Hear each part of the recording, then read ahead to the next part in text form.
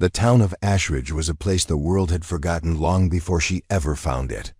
Tucked at the foot of the Montana ranges, it sat under an endless sky that seemed to swallow secrets whole, where the winds carried more than just the cold. They carried whispers, the kind that cut to the bone, the kind that grew into stories about people you'd never meet and sins you'd never atone for. Briar. Alden stepped off the rattling old bus with a duffel bag and a child not yet born, the echo of the doors slamming behind her sounding more final than any vow she'd ever made. She pulled her coat tighter around her, though it did little good against the gust that tangled her hair and stung her eyes. Her boots sank into mud still half frozen from the last snow, but she didn't flinch. She'd learned long ago that comfort was a lie the world sold you before snatching it away. She looked around at the single street that cut through town like a scar-weathered storefronts. The ancient diner with the crooked neon sign, the only gas pump for miles leaning like an old drunk. And at the end of it all, rising against the sky like a promise she dared not believe in, was the sign for the Hollow Rock Ranch. It was a name she'd heard whispered in the back of buses and halfway houses. A place run by a man colder than a mountain winter, richer than God, and twice as unforgiving. Stories said he'd shot a man once for rustling cattle and never lost a wink of sleep over it. They said if you needed a place to vanish, Hollow Rock would take you, so long as you understood that your soul might never thaw. Briar knew she'd run out of other places to go. So she squared her shoulders, rested a hand on the swell beneath her coat, and began the long walk down that broken road. It took nearly half an hour to reach the ranch gates. They were tall, black iron, flanked by stone pillars so old the moss looked like veins. Beyond them stretched rolling fields spotted with cattle, their breath ghosts in the morning chill. The house itself was far back, a rambling log structure that seemed to grow straight out of the earth, windows like watchful eyes. A figure on horseback emerged from the mist. He sat the saddle like he'd been born there, a man made of angles and shadows, dark hat pulled low, duster whipping behind him. He reined in a dozen paces from the gate, and Briar felt something tighten in her chest. "Help you?" His voice carried like a blade, quiet but sharp enough to draw blood. She lifted her chin. "I'm looking for Mason Kittredge." The man tilted his head, studying her the way a wolf might study a trapped rabbit. "Why?" "Because I have nowhere else to go." Her throat threatened to close around the words, but she forced them out. "And they say he's the sort who doesn't ask questions he doesn't want answers to." He swung off the horse with a grace that didn't fit his size, tall, broad across the shoulders, boots hitting the ground with the finality of thunder. She saw the faint white line of an old scar crossing his jaw as he pushed his hat back enough for the light to catch his eyes, pale, winter gray, and just as warm. "You know who I am," he said. Briar nodded. "I know." They stood there a moment while the wind carried her confession away. Finally, Mason turned and unlatched the gate, swinging it wide with a push that spoke of strength honed, not flaunted. "You come this far," he said. "Might as well see if you can stay." She stepped through. Each footfall on the gravel was an act of defiance against every voice that had told her she wouldn't survive this. Mason led the horse alongside her as they made the slow walk toward the house. The silence between them was thick with things unsaid. Inside the ranch house, warmth and wood smoke wrapped around her like a blanket she hadn't known she'd missed. The floors were scuffed pine, the furniture heavy and old enough to have heard secrets whispered over decades. Mason guided her to a kitchen that looked like it had been carved straight out of some frontier memory cast iron stove, mismatched. Mugs lined on a shelf, a pot of coffee that smelled like salvation. "Sit," he said. It wasn't an order, but it wasn't quite an offer either. Briar sat. He poured her a mug, set it in front of her, and leaned back against the counter, arms crossed over his chest. Up close, she could see the flecks of frost in his hair, the way his eyes seemed to flick past her to corners only he could see. You running from something? Yes, the word tasted bitter. Someone. You plan to bring that trouble to my door? No. She lifted her chin again, though her insides felt like they might collapse. Just need a place to be left alone until the baby comes. Mason's gaze dropped to her belly, then flicked back up. He was impossible to read. He stayed like that so long Briar thought maybe he'd turn her out then and there. But then he pushed away from the counter, moving to the sink to pour himself a mug of coffee that steamed between his big hands. I don't do charity, he said finally. I'm not asking for charity. His eyes met hers, steel on steel. What can you do? Anything. You ride? She hesitated. A little. You know cows? No.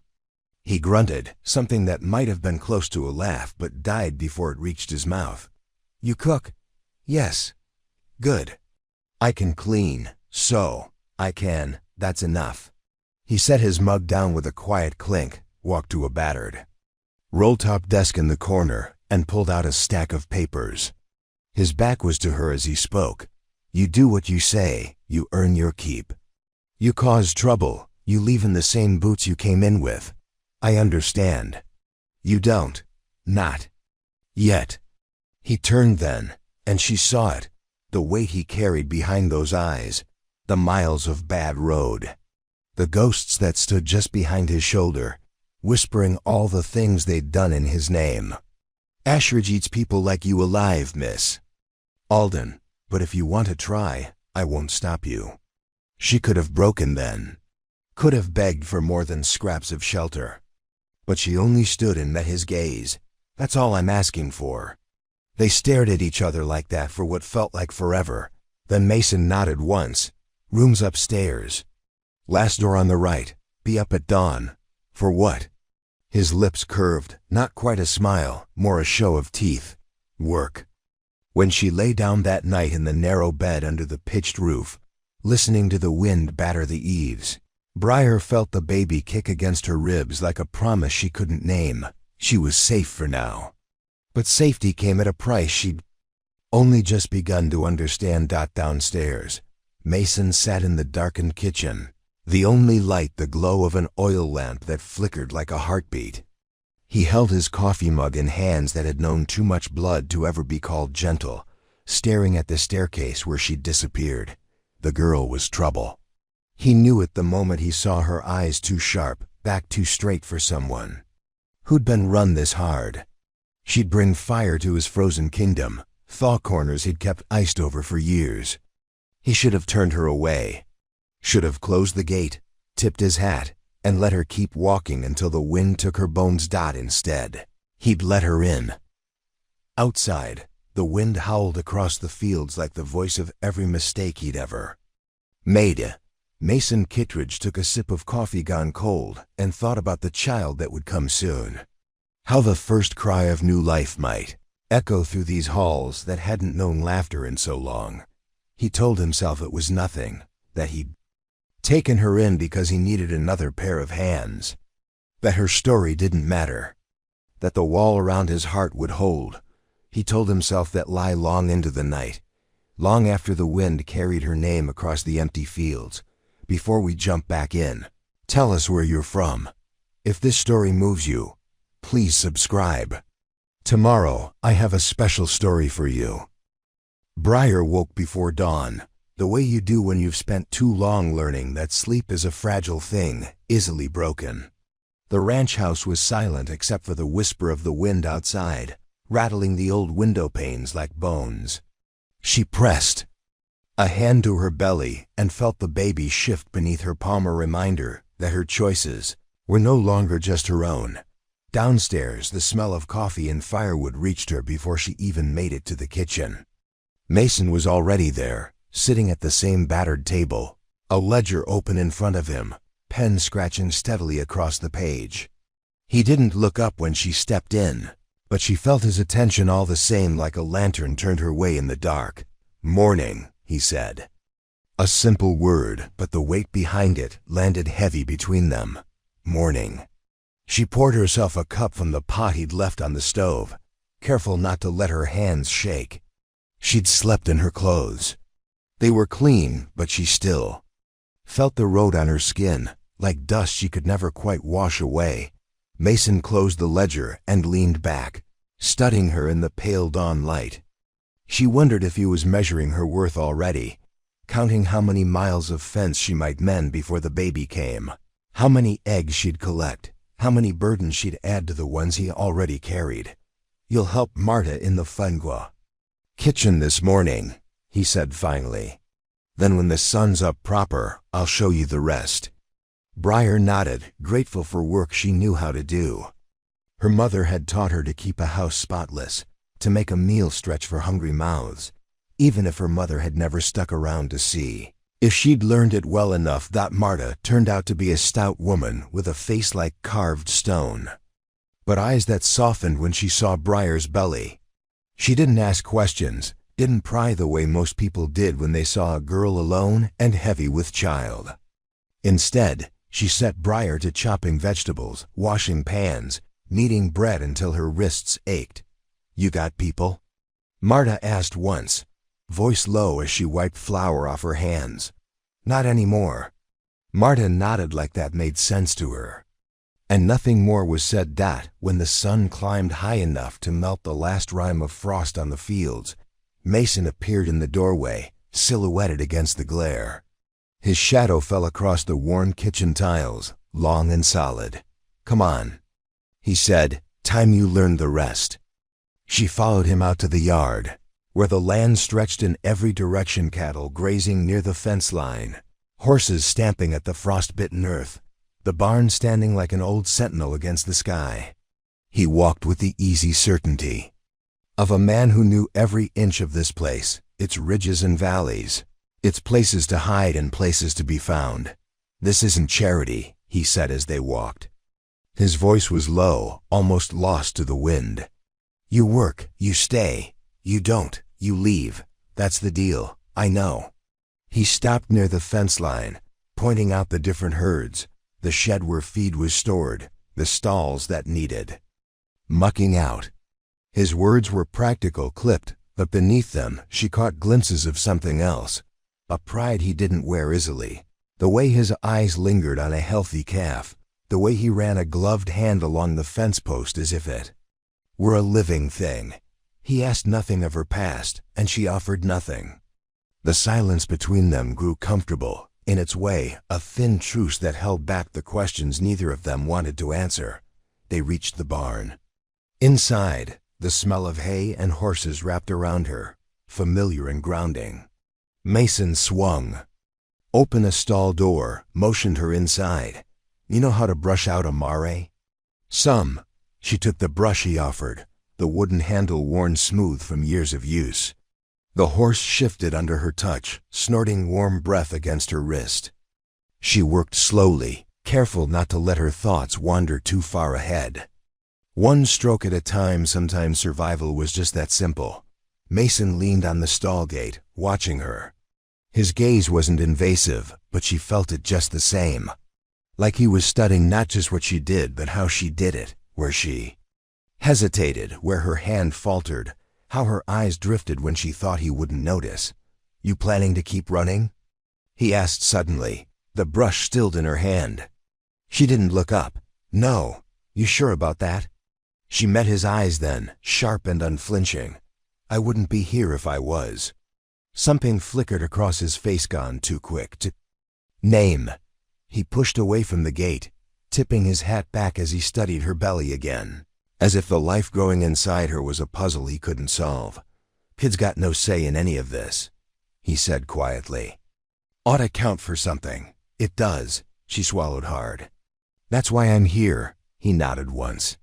It felt like the closest thing to trust she'd get from him today. Maybe ever. By late afternoon, her hands were raw and her back ached in places she'd forgotten she had. She scraped old hay from the stalls, hauled buckets of water, learned the names of the horses and the rhythms of the ranch hands who mostly ignored her presence. Except for curious glances they thought she didn't see. When dusk fell, she found herself back in the kitchen with Marta. ladling out stew for a table full of men who spoke in low voices, laughter edged with exhaustion. Mason sat at the head, eyes on his plate, his presence filling the room more than any words could. He didn't speak to her, but every now and then she caught him watching her hands, how steady they were as she served, how they never trembled. When they brushed past a man's shoulder, later, when the plates were scraped clean and the mugs drained dry, Briar carried a basin of warm water to the porch. She sat on the steps, rolling up her sleeves to scrub the grit from her palms. The wind was sharp enough to steal the breath from her lungs, but she welcomed it. It made her feel awake, alive. She didn't hear Mason until he stepped out behind, her boots thumping softly against the old wood. "Good day's work," he said. "Thank you." He leaned against the railing, arms crossed. In the moonlight, his face was all hard lines and unspoken stories. He didn't say anything for a long time. Just watched the fields, the stars flickering like eyes in the dark. "You should get some rest," he said at last. "I will." His eyes cut to her belly again, then back to the horizon. "Winter here's long, hard. You'll feel it soon enough.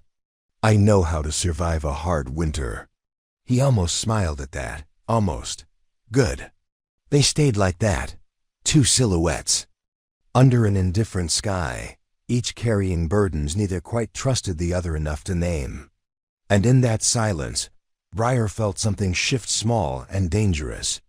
Like hope, if you squinted at it sideways, when he finally pushed off the railing, his footsteps receding into the dark. Briar closed her eyes and let the wind bite her skin raw. Tomorrow would come with its own troubles. But tonight she was still. Here, still standing, and that would have to be enough. Morning light came late that time of year, crawling over the horizon like it was reluctant to touch Ashridge. Briar was already up before the sun touched the frost-crusted fence posts, shoulders hunched inside an old coat that used to belong to one of the ranch hands who'd left years back. Marta had found it for her without a word. It smelled like stale hay and liniment, but it kept her warm enough to keep moving. She was starting to learn the ranch's rhythm, how the cattle moved in slow drifts like clouds with hooves, how the wind whistled through the barn slats in a language she hadn't yet learned to understand. She knew which boards on the porch creaked and which ones would hold her weight quiet as a secret. And she knew, better than she wanted to, how Mason's eyes tracked her when he thought she wasn't looking. He was out there now, boots crunching through the frost, his breath curling into the pale air like smoke from a dying fire. He didn't say good morning. He didn't need to. His nod was enough, the tip of his hat like a door opening a crack. Some mornings that was all she could stand to hope for. He swung up onto the big roan he favored and looked down at her. "You ride well enough to help me check the line today?" She hesitated, glancing at the saddled mare tethered behind him. Her palms still ached from the last ride, when the horse's gait had jarred her spine so bad she'd been sore for days. "I can manage," she said, voice steady. Mason didn't believe in coddling, and she didn't want his pity. She'd had enough of men who thought her fragile. He swung down, tightened the cinch on her saddle. "Don't be proud out here, Briar. Pride'll get you killed faster than the cold." "Noted," she said, climbing up with more grit than grace. They rode in silence, hooves crunching old snow. The fence line stretched miles along the property, sometimes nothing but a strand of wire and battered posts half swallowed by drifting snow. They stopped every so often to fix a loose staple, tap a post deeper into the frozen ground. Mason worked without wasting a word or a motion. Briar tried to keep pace but felt her breath frost her lips raw as she crouched to hold wire steady. Somewhere near the south pasture, they paused to water the horses at a half-frozen stream. Mason watched the tree line while she knelt to break the crust of ice, her gloves soaked through in minutes. "You ever think about going back?" he asked suddenly. She looked up, startled. "Back where?" He shrugged, the motion tight around his broad shoulders. "Wherever you ran from." "No, She blew on her fingers. There's nothing back there for me. His eyes met hers across the steam rising off the water. Not even the baby's father?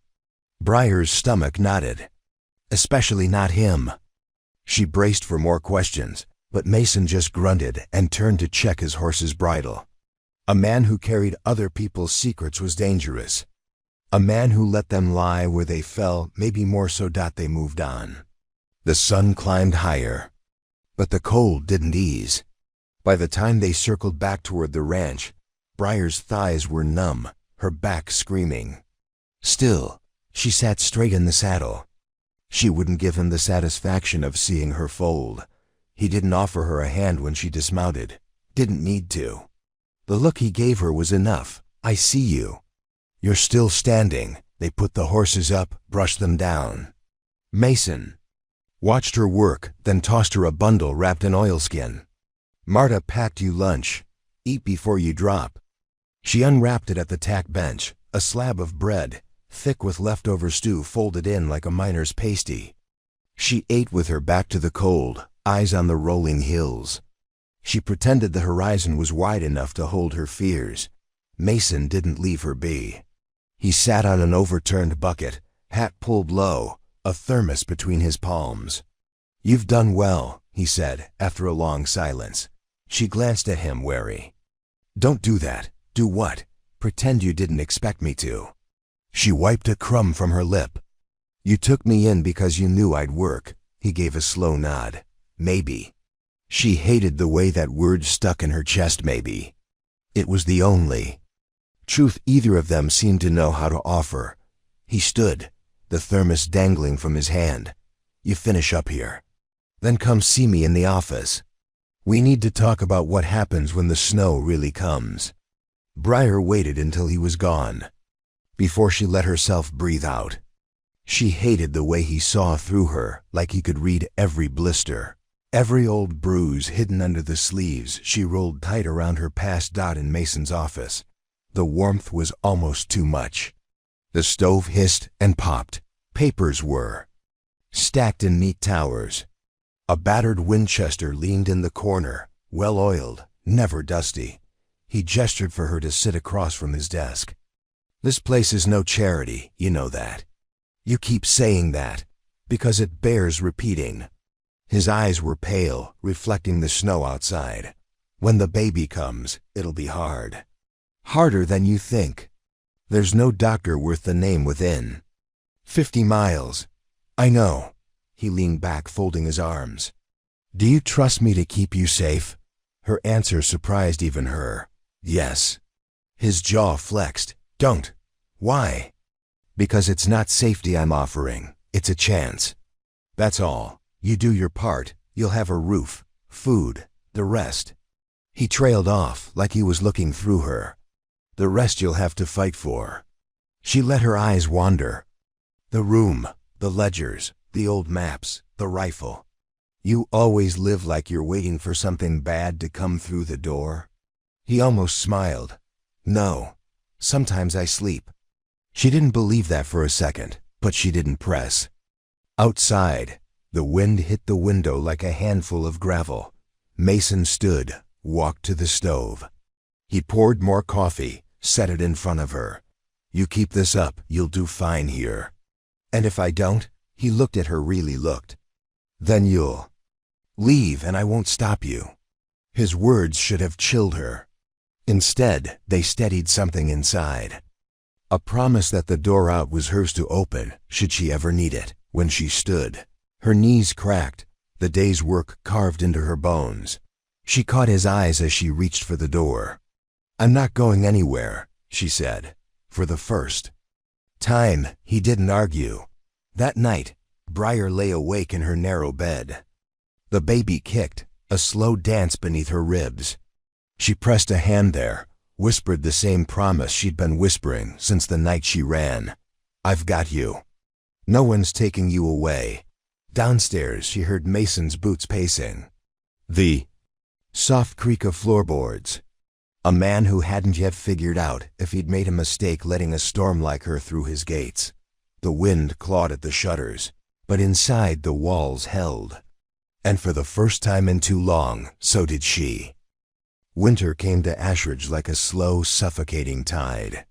The snow didn't drop all at once, but crept in, a few inches at a time until the whole world looked like it had been dipped in salt and silence. The cattle huddled close to the windbreaks, steam rising off their backs like ghosts. Fences cracked under the weight of drifts that rose up to your thighs if you stepped wrong. And the sky stayed a color that made you wonder if the sun had given up for good. Briar woke to the sound of the wind rattling the shutters so hard she thought the glass might shatter. She sat up slowly, one hand on her belly, the other braced against the rough quilt. The baby had dropped lower overnight. She could feel it now, how the child's weight pressed down on her pelvis like an anchor. The thought should have made her panic, but panic was a luxury she'd learned to bury. She made it downstairs, breath fogging the air in the drafty hallway.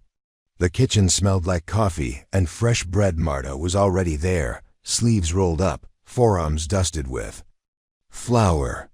She glanced at Briar's face and frowned.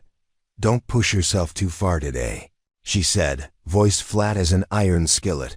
Briar only shook her head. "There's work to do." Marta's eyes softened, but she didn't argue. She knew better. Then most that work was the only thing holding some people upright. Outside, Mason was already in the yard, shouting instructions to the hands over the roar of the wind. He looked like he belonged to it, coat flapping around him, hat brim crusted in ice. When he saw Briar step out onto the porch, he gave her a look that was half warning, half question. She stepped down into the snow anyway. She spent the morning hauling bales to the nearest cattle pen. The cold clawed at her lungs, but she welcomed the bite. Each heave of the hay was a reminder that she was still here, still more than the fear that snapped at her heels in the dead of night. Mason didn't hover, but he didn't leave her alone either. She felt his presence the way you feel the wind before it cuts your skin, a constant awareness of where he was, how close his boot prints were in the snow.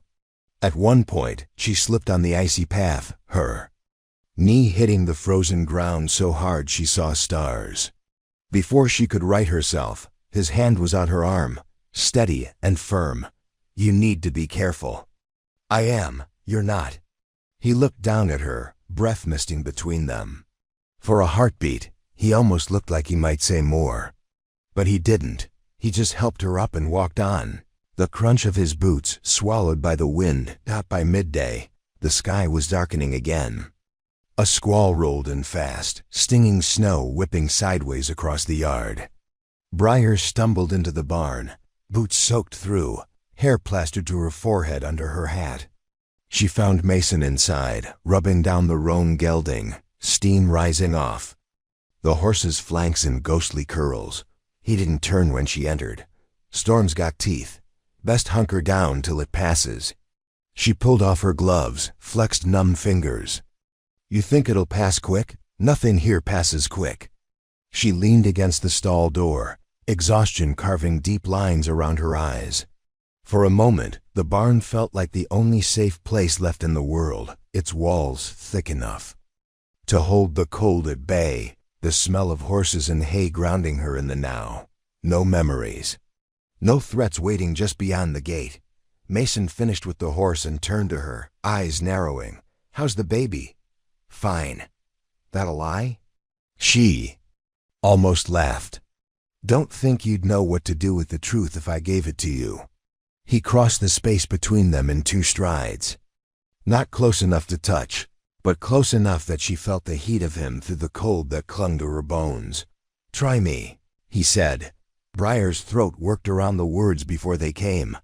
"I'm scared," she admitted.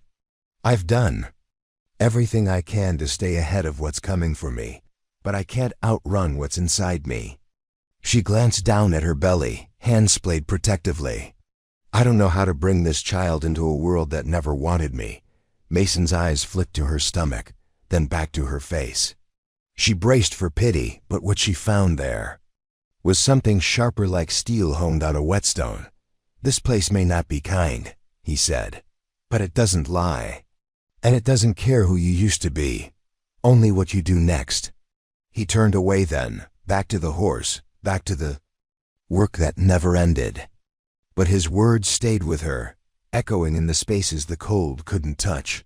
That night, the wind battered the house like it meant to take it apart plank by plank. Briar lay awake, one hand on her belly, the other curled in the blanket like she could anchor herself to this place if she just held tight enough. Downstairs, she heard Mason moving through the house. She could picture him in the kitchen, back to the stove, a mug of coffee cooling in his big hands. She wondered if he ever slept, or if he just drifted from one dark hour to the next, waiting for the dawn that never seemed to come soon enough. When sleep finally came for her, it brought dreams sharp as glass. She dreamed of her mother's face, sharp, pretty, cruel in the way only broken people know how to be. She dreamed of the man who'd promised her the world and left her with a child instead.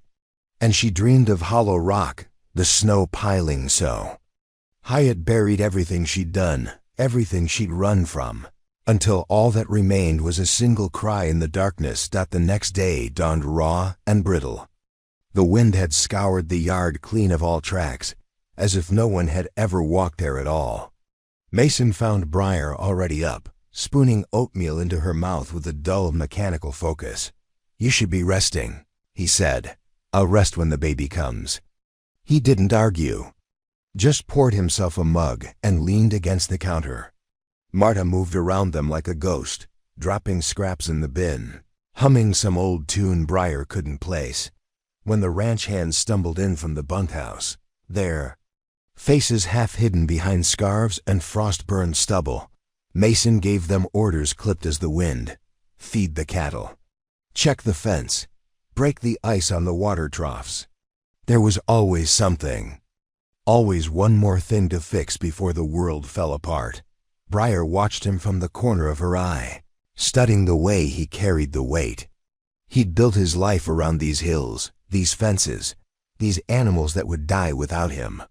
He'd built walls so high around himself, she wondered if anyone had ever seen over them, if anyone had ever cared to try.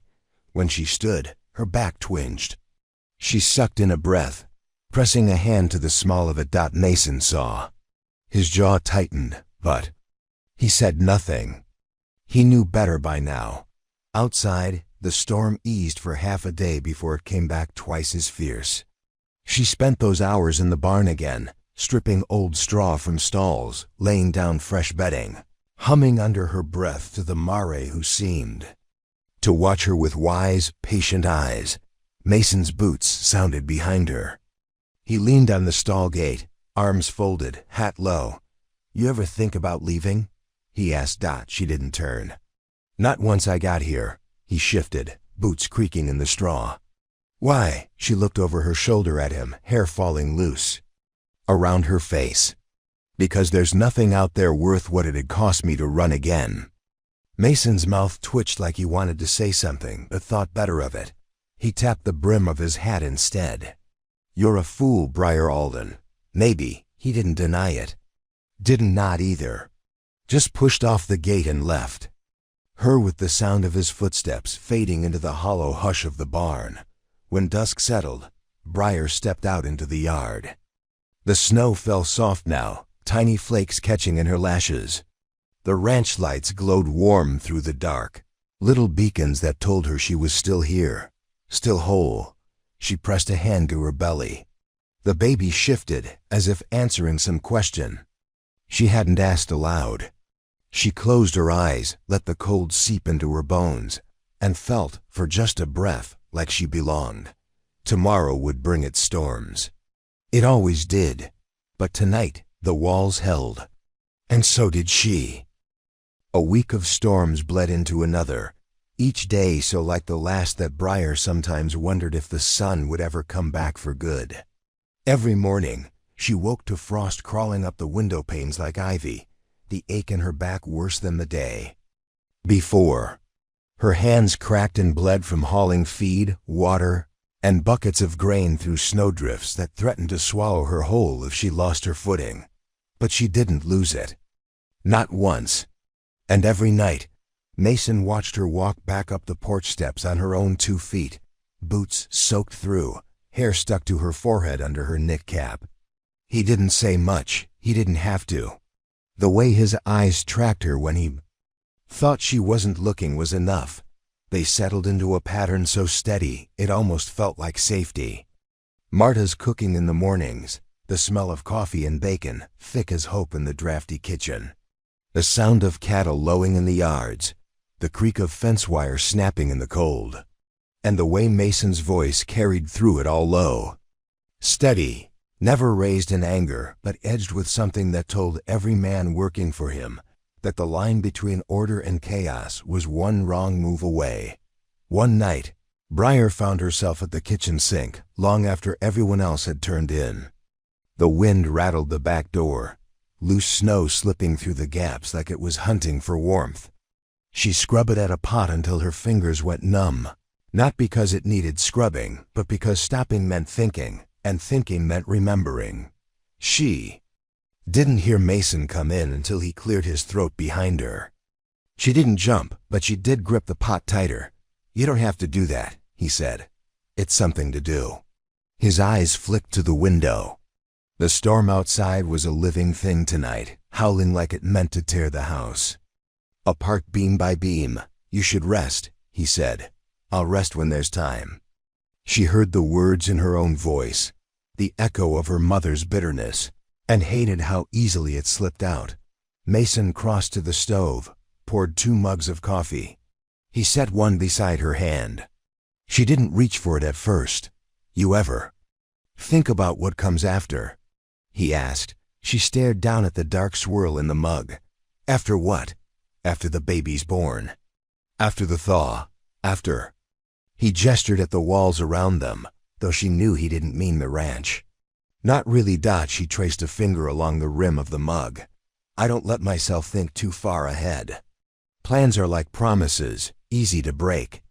Mason said nothing, but his silence was heavy, the kind that settled in your bones.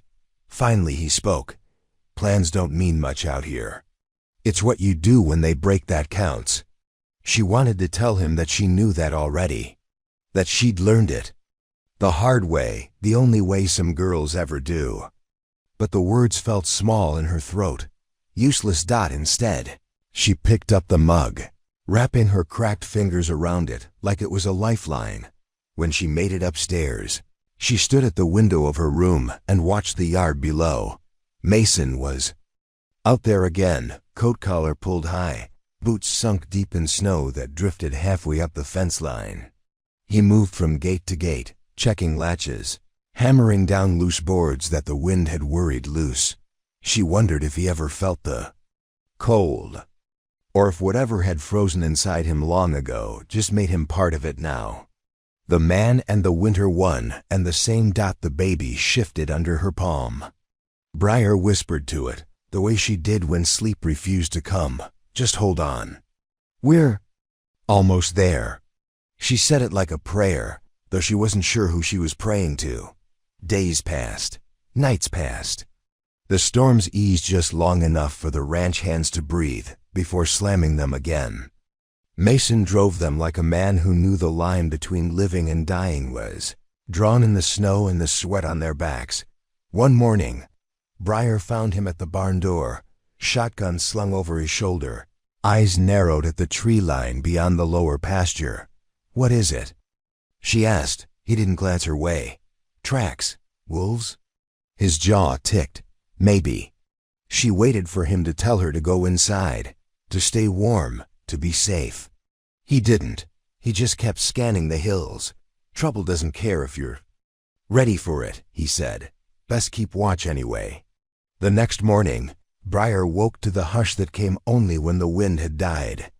The world outside looked almost gentle, the sun glinting off fresh drifts like it meant to apologize for the bruises it had left behind. She fed the horses, checked the tack, scraped ice off the water troughs until her knuckles bled through her gloves.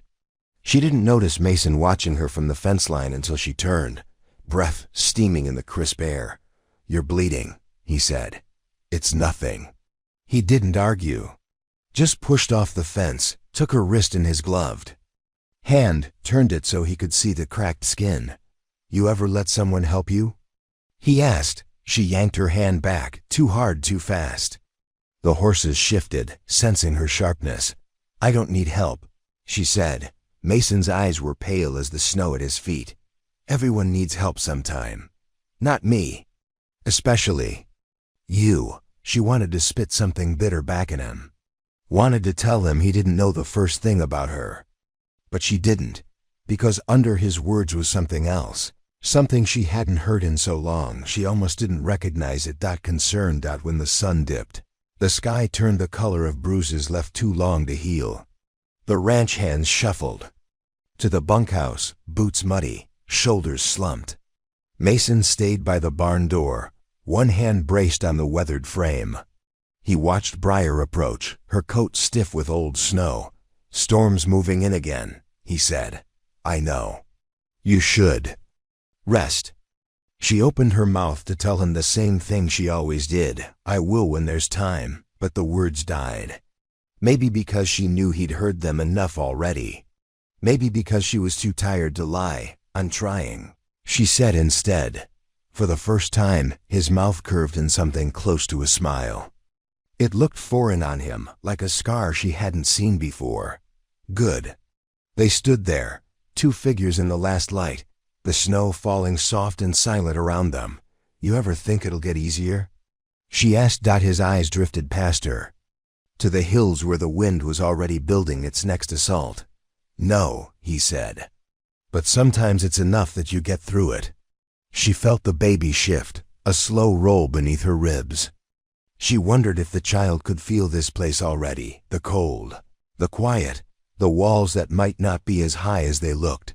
When she looked back at Mason, she realized he was studying her the same way he studied the tree line, the fence posts, the broken boards he could mend with his hands. Like he was looking for the weak points, the places that might break. She let him. It was the closest thing to trust she could offer. This story took us a long time. If you like it, subscribe. Now back to the story. That night, sleep came. In fits. The wind picked up around midnight, rattling the eaves, whining through the cracks. Briar lay on her side, one hand curled protectively around her belly, the other pressed to the wall like she could feel the heartbeat of the house beneath. Her palm, somewhere downstairs, a floorboard creaked. Mason's boots, pacing again, carrying him from window to window, door to door, watching, waiting. Briar closed her eyes and imagined him out there, a shadow against the drifting snow. A man built from the same cold that kept him company, the same cold he'd never quite outrun. She wondered, just for a breath, what might happen when the baby's cry finally echoed through these halls. If that sound would break something open inside him. If maybe, just maybe, it might thaw what the world had frozen. She didn't dare let herself believe it. But she didn't stop herself from hoping, either, and that hope, thin as it was enough to carry her into sleep before the dawn came clawing back through the snow. Briar woke to the sound of the wind keening through the eaves, but this time it was joined by another sound, a low, insistent ache that pulsed deep in her belly and made her suck in her breath, eyes wide in the early dark.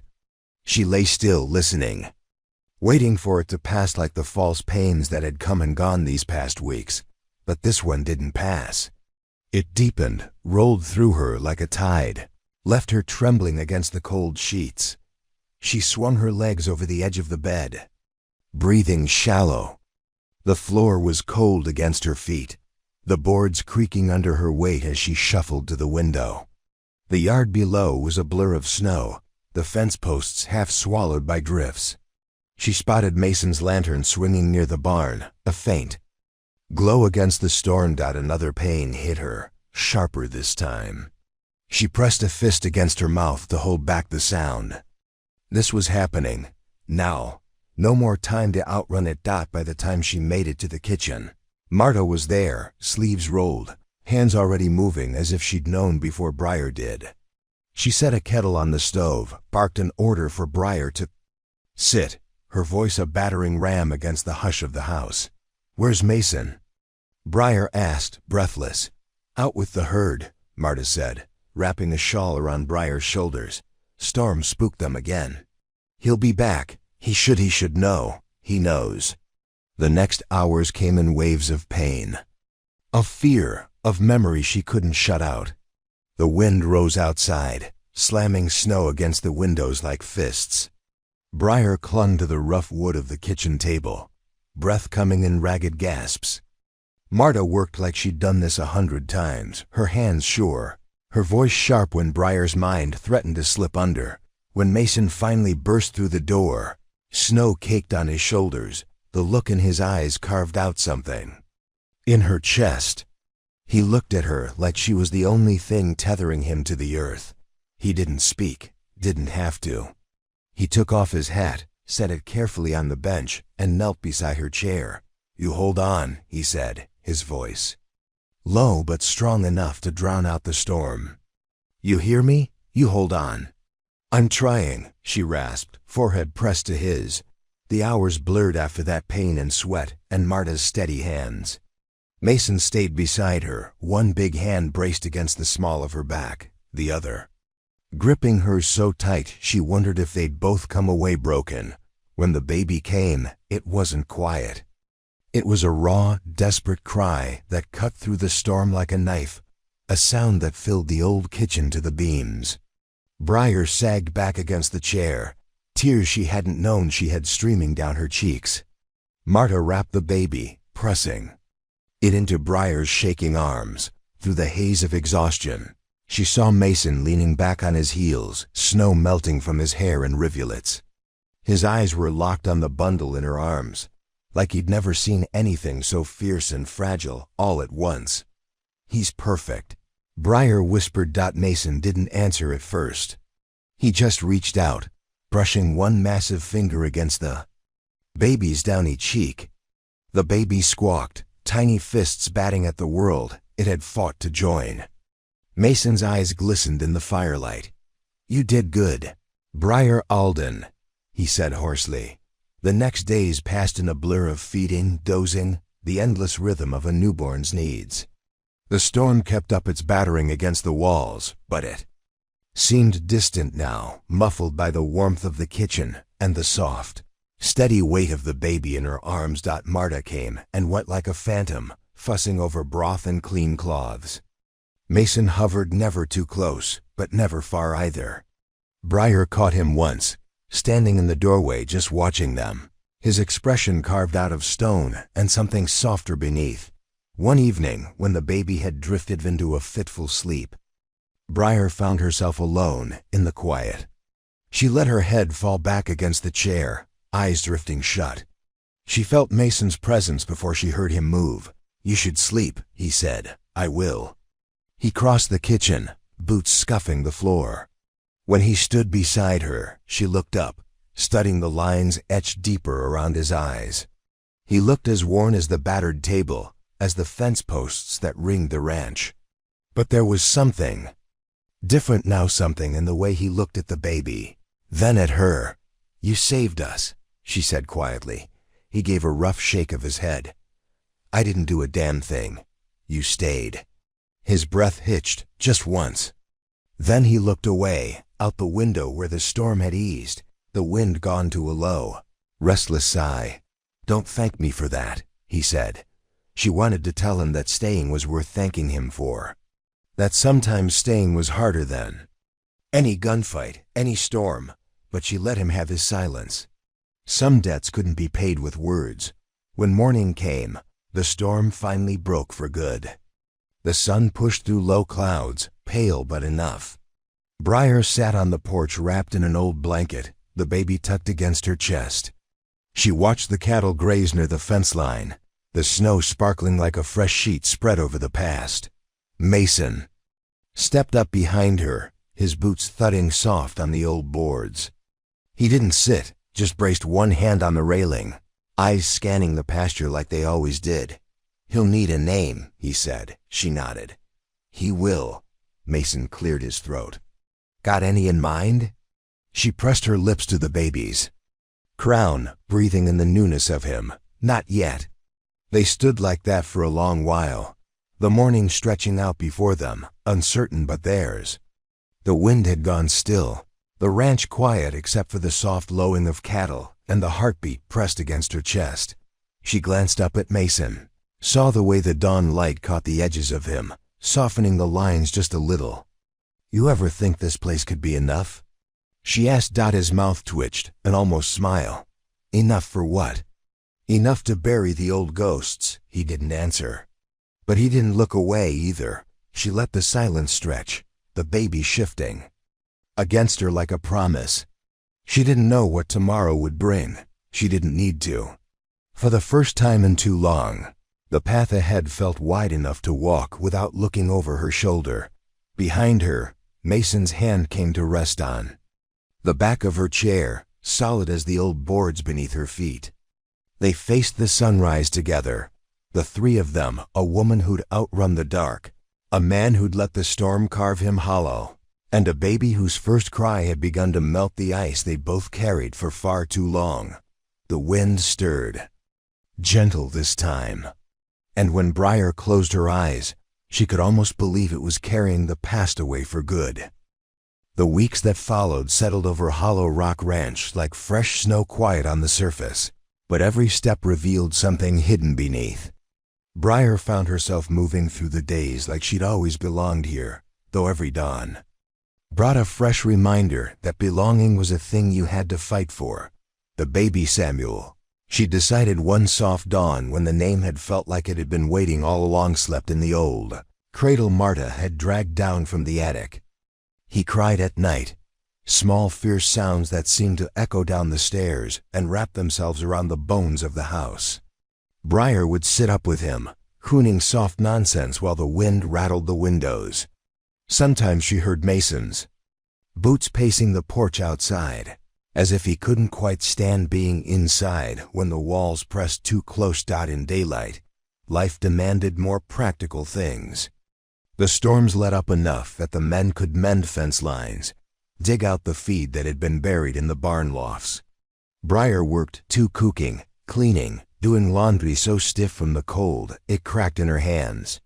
She took Samuel everywhere with her, bundled tight against the lingering chill. More than once she caught Mason watching them from a distance, eyes unreadable under the brim of his hat. He didn't hover. He didn't speak the gentle thing she thought maybe he carried inside, but didn't know how to say. But when Samuel's colic hit one night and his cries rose like a storm to match the one outside, Mason appeared in her doorway without knocking. He didn't say a word, just stepped in, took the screaming child from her arms, and held him against that broad chest, pacing slow until the baby hiccuped into silence. Briar sat on the edge of the bed, too tired to hide the tears slipping down her face. She didn't thank him, he would have hated that. But the look she gave him in the dark said everything she couldn't say out loud. By late March, the thaw finally came. The snow melted in slow rivers that turned the yard to mud. The cattle spread wide into the pastures, hungry for new shoots of grass. Briar stood on the porch most mornings, Samuel on her hip, watching the hands ride out. Mason always rode at the front, silent, steady, the man the storms hadn't managed to break. It was easy to pretend she could stay here forever. Easy to forget that the past has a way of catching up when the road finally clears enough for old ghosts to ride through. First sign came when the telegraph from Cedar Ridge arrived, folded into Mason's big hand like it might bite him. He read it at the kitchen table, jaw tight, eyes flicking to Briar in that way that said he knew she was watching. "Trouble?" she asked. He didn't answer right away. Just set the paper down, leaned back in his chair.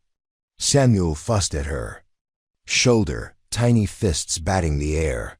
Mason's eyes drifted to the baby, then back to her. "Some man asking around," he said. "Description sounds like yours. Said he was your husband." Briar's stomach dropped. She felt the blood drain from her face, but she didn't sit. She just held Samuel closer, like the warmth of him could keep the past from clawing its way in. "He's not my husband," she said. Not really. Mason's voice was calm, but it held the edge of a blade. Then what is he? She sank into the chair across from him, eyes locked on the grain of the old wood. The truth tasted like rust on her tongue. He's the reason. I ran, the reason I'll never go back. Mason didn't push. He never did. But she felt the pressure in the air between them, questions he wasn't asking, things he was trying to piece together in that mind that always seemed 2 steps ahead of everyone else. Does he know about the boy? He asked. She shook her head. He didn't even want me, let alone a baby. But he'll want to own us now. He always wants what he thinks he lost. Mason's eyes went cold, that pale gray that made men think twice before crossing him. He reached for the telegram, folding it into his pocket with slow precision. Let him come, he said. See if he likes what he finds here. 2 days later, the writer came up the lane, dust on his boots, a grin that looked more like a sneer. Briar saw him from the porch, Samuel sleeping against her shoulder. Mason stepped out ahead of her, blocking the steps like a wall. The man dismounted, spurs jingling. His hat was fine, city-bought, but the look in his eyes was the same one Briar had seen too many nights in the glow of a whiskey bottle. Darlin', he drawled, peering around Mason like he was looking for a stray dog. Been a long time. Briar didn't answer him. She just shifted Samuel higher, felt the soft weight of him as proof she'd never be that girl again. Mason spoke first. You've got no business here. The man's grin widened. Didn't ask you, where's my wife? Briar stepped closer, her boots scraping the porch boards. I'm not your wife, Jonas. Never was. Jonas clicked his tongue, shaking his head. Paper says different. And that? He jerked his chin at the baby. That's mine too. Mason didn't flinch. Not anymore. Turn your horse around. Jonas laughed, but there was nothing warm in it. You think you're gonna keep me from what's mine? Some cold-hearted cowboy who thinks money and fences can stop the law? Mason's hand rested on the butt of his revolver, easy as breathing. Try me. The 2 men locked eyes, the yard holding its breath. Jonas spit in the dirt, glancing at Briar. You always did think you were too good for your betters. You and that brat both. His gaze slid back to Mason. I'll be back with a paper that says different. You can't keep her forever. He swung up onto his horse, the grin slipping just a little when Mason stepped closer to his stirrup, voice low enough Briar could barely hear it over her own heartbeat. You come back here with papers, or without, you won't leave twice. Jonas's eyes darted, a flicker of fear there and gone. Then he kicked his horse and rode off down the road that looked narrower now, like the world itself was telling him to keep going. Inside, the house felt too small. Briar laid Samuel in the cradle, hands trembling. Mason stood in the doorway, shadows clinging to him like they were old friends. He'll come back, she said. Mason didn't argue. He stepped to the cradle, looking down at the baby like he was memorizing every piece of him. When he looked at Briar, his eyes were soft, but his jaw was granite. Then so will I. She wanted to thank him, but the words tasted like surrender on her tongue. She'd sworn she'd never lean on a man again, never mistake strength for safety. But Mason was different. He didn't promise her the world. He just stood between her and the worst parts of it. You don't owe me this, she whispered. His mouth twitched, half smile, half something else. No, but I owe him. He nodded at Samuel, tiny hands curled into fists.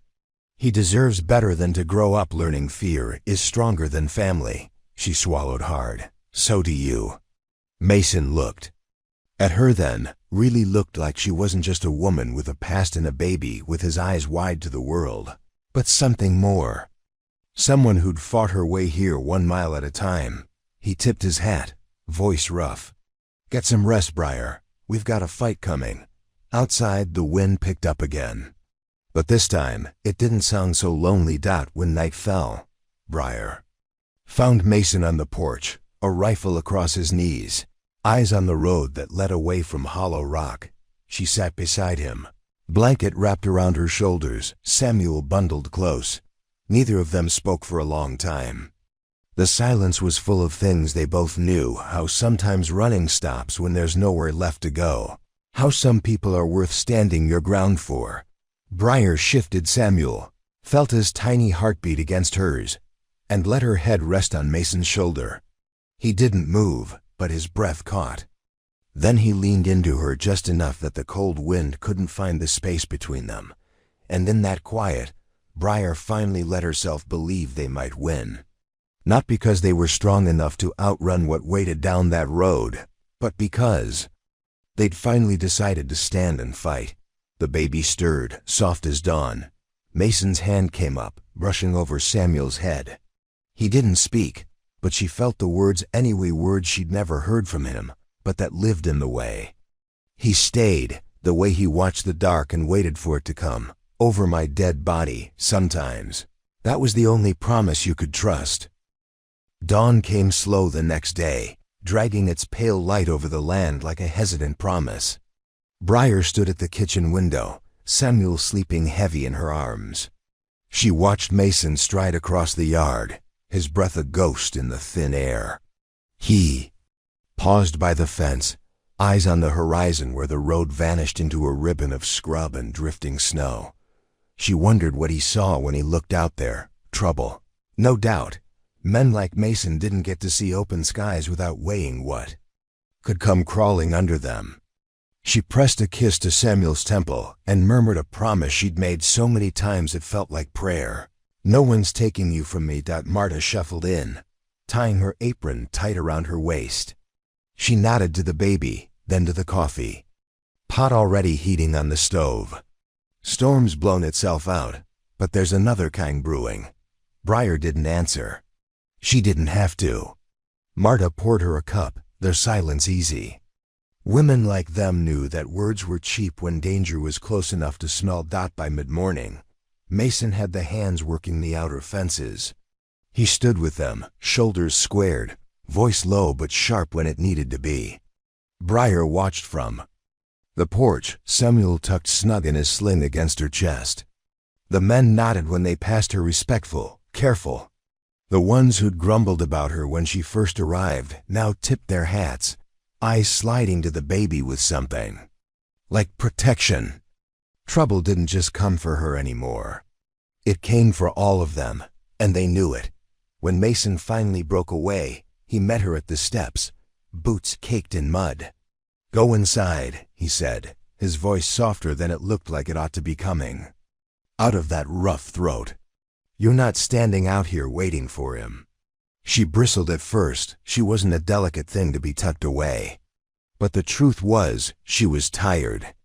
The baby's weight ached in her arms in ways that felt older than she was. She nodded, stepping back over the threshold, though her eyes stayed on him until he turned away. Inside, Marta cleaned like she was exercising spirit, scrubbing down the table, sweeping mud from the threshold where the men tracked it in. "When it happens," she said, not bothering to glance at Briar, "you'll stay in here. You think I'm just going to hide?" "Not hide," Marta snapped, slamming the broom into the corner. "Protect. There's a difference. You think that baby needs to see his mama standing in a yard full of guns?" Briar swallowed her retort. Marta was right, though the truth of it stung more than she wanted to admit. She sat down at the table, Samuel stirring awake. He fussed, and she shushed him, pressing his tiny palm against her lips. The house creaked in the wind, old bones protesting another fight it would have to hold through. The sun was dipping when the dust appeared on the road, thin at first, then rising in a slow coil that promised no good. Mason leaned on the fence rail, thumb tracing the worn edge of his revolver's grip. One by one, the hands drifted in closer, boots crunching in the dry yard. No one spoke. There was nothing left to say. Jonas came riding in like he owned the road, a lawyer perched behind him in a tidy suit that already looked out of place in the dirt. A second man followed, some deputy from Cedar Ridge, badge pinned crooked on his coat. They all looked smug in that particular way cowards do when they think paper means power. Briar stood behind the curtain, Samuel at her hip, heart beating so loud she wondered if Mason could hear it from the yard. "Well now," Jonas called out, dismounting like he was stepping into a saloon instead of another man's land. "Didn't I say I'd be back?" Mason didn't move. "You did." The lawyer cleared his throat, fumbling with a sheaf of papers. Here's legal. Got the judge's stamp and everything. Mrs. Jonas Alden is to be returned to her rightful husband, along with any child that is his natural issue." Mason's voice didn't rise, but it carried clear as a bell across the yard. "You come here with your paper and your fancy stamp, but you don't understand a thing about this place." Jonas stepped closer, grin all teeth. "I understand enough. She's mine, so is the boy. You think you can stand there, pretend you're a sheriff?" Mason took a slow step forward, boots scuffing dirt. "I'm not pretending a damn thing." The deputy shifted uncomfortably, eyes darting from the lawyer to the barn to the fence line where the hands stood watchful, rifles not yet raised but ready all the same. "Sir," the deputy started, voice thin, "the court says—" "The court doesn't live here," Mason cut in. "The court doesn't watch what a man does when he thinks no one's looking." Jonas bristled, a vein popping at his temple. "You think you know me?" Mason's mouth twitched, but it wasn't anything like a smile. "I know the kind. I've seen enough of you to last 10 lifetimes. You swagger up thinking your piece of paper's stronger than a woman's right to keep her child safe." He nodded past Jonas toward the long road back to Cedar Ridge. "Best you leave while you still can," Jonas lunged. It wasn't smart rage, rarely is. He grabbed Mason by the coat, spittle flying from his lips. "She's mine!" The yard exploded into motion. The lawyer stumbled back, dropping his papers in. "The dirt!" The deputy shouted something no one heard. But Mason didn't flinch. He shoved Jonas back so hard the man hit the fence post, dust rising around him like judgment. Jonas scrambled to his feet, reaching for the revolver he barely knew how to carry. But Mason's gun was already up, barrel steady as a heartbeat. "Go!" "On," Mason said, voice a quiet death sentence. "Give me an excuse." Jonas froze. The deputy finally found his courage, stepping between them with both hands up. "Enough, enough. By the law, he's got a right." Mason's eyes cut to him, cold as the last hard frost. "Does the law care about the bruises on her ribs? The nights he came home drunk? The time he put his hands around her throat while she begged him to stop?" He spat the words like poison. "Does the law remember that?" No one answered. The lawyer's hands shook as he stooped to gather his papers. Jonas's eyes darted to the porch window. He knew she was watching. Briar didn't look away. Didn't blink when his gaze met hers. She just shifted Samuel higher on her hip, chin raised. Not a girl anymore. Not his. Not ever. Jonas looked back at Mason, and for the first time, Briar saw what Mason must have always known. Underneath the sneer was just a man afraid of the one thing he couldn't control. "Take your paper," Mason said. "Take your lies. And ride out of here before this ends the way you know it will." The deputy grabbed Jonas by the arm. "He's right, mister. Let it go. You ain't got a court in this territory wants to drag their boots through a standoff." Jonas's mouth twisted, but he didn't fight when they pulled him to his horse. He spit in the dirt, eyes still locked on Briar through the glass. She didn't flinch. Didn't hide the baby from him. If he wanted to remember what he'd lost, she'd let him burn that memory into his skull. When they finally rode off, the yard exhaled as if it had been holding its breath all winter. The hands lowered their rifles. The lawyer's suit was ruined, dust smeared on the silk tie he'd worn to look important. Mason didn't move until the riders were gone from sight. Then he holstered his gun, turned toward the house. He caught Briar's eyes through the glass. For once, she didn't look away. She found him later on the back porch, elbows braced on his knees, hat tipped low. The sun was setting, casting the yard in copper light. Briar stepped outside, Samuel squirming restless in her arms. Mason looked up, face unreadable. "You should get some sleep," he said. His voice was ragged, but not with regret. She eased down beside him, the porch boards creaking under her weight. "So should you." They sat in the hush, the baby fussing until Mason reached out, one finger tracing a line down Samuel's tiny back. The baby calmed at his touch, settling against Briar's shoulder. "You didn't have to do it," she said. "Could have let the law take its swing." Mason's mouth twitched. "Law's just paper. Paper burns." Briar looked at him then, really looked. She saw the old scars behind his eyes, the ghosts that no snowstorm could bury. But she also saw something stronger than all of that. Something she knew because it had kept her alive when running should have killed her 100 miles back. "He won't come back," she said. Not a question. Mason's eyes met hers. Not twice. Samuel stirred, his tiny hand brushing Mason's sleeve. Briar shifted closer, leaning her shoulder into Mason's arm. He didn't pull away. The sun sank behind the hills, the first stars prickling the sky like fresh hope. They sat there long after dark, the wind soft for once. When Mason's arm came around her shoulders, heavy and warm, Briar didn't flinch, didn't brace herself for the hurt. This time, she let herself believe the walls would hold Dot tomorrow. They'd open the gates, feed the cattle, fix the fence. Lines again. There would be storms. There would be days when the ghosts came scratching at the door. But tonight, they were just a woman, a man, and the child who'd given them both something worth standing their ground for. Dot, and this time, she knew in her bones they wouldn't run. Not ever again. Spring came late that year, but it came all the same, melting the last drifts of snow into streams that carved the land clean. For a while, it felt like the world itself was washing off the grime of too many storms and bad memories. But nothing stays washed clean forever. Briar knew that better than most. She rose before dawn, slipping from the bed where Samuel still slept warm and safe, the faint sound of his breathing grounding her when her mind tried to drift back to places she'd sworn to bury. She pulled on her boots, laced her coat tight, and stepped out onto the porch where the cold still clung stubbornly to the shadows. Mason was already there, hat low over his eyes, mug of coffee cradled between scarred hands.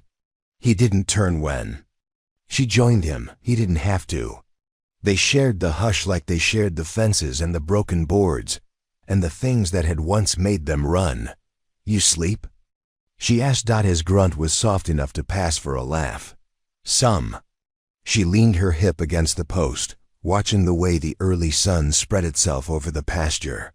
The herd moved slow at this hour, steam drifting off their backs like ghosts. Mason sipped his coffee, eyes on the fence line as if daring it to give him trouble. "You still think he'll come back?" she asked. The question tasted like something she shouldn't say out loud, but leaving it inside felt worse. Mason didn't answer at first. He just took another sip, jaw tight. "No," he said finally. "But I don't plan on being surprised again." She wanted to tell him that she didn't either. But wanting and doing were two different things, and they both knew it. They moved through the days like nothing had changed. Work to be done, fences to mend, cattle to move from the lower pasture, before the next rain turned it to swamp.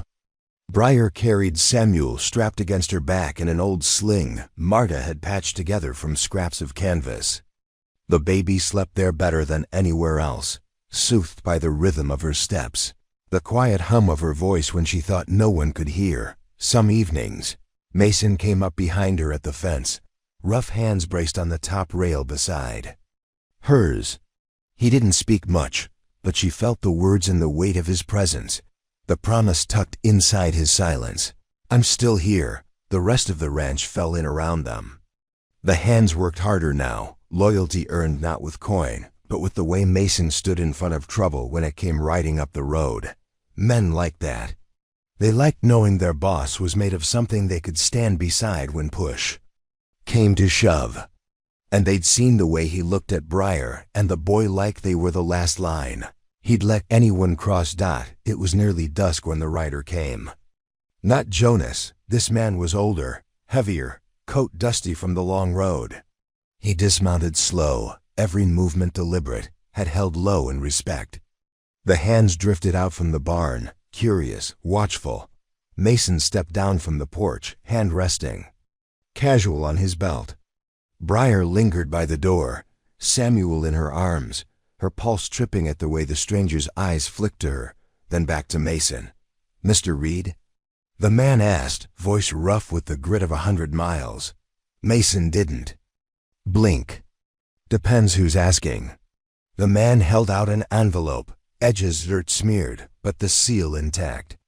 "Message from Cedar Ridge. Lawyer there said it was important."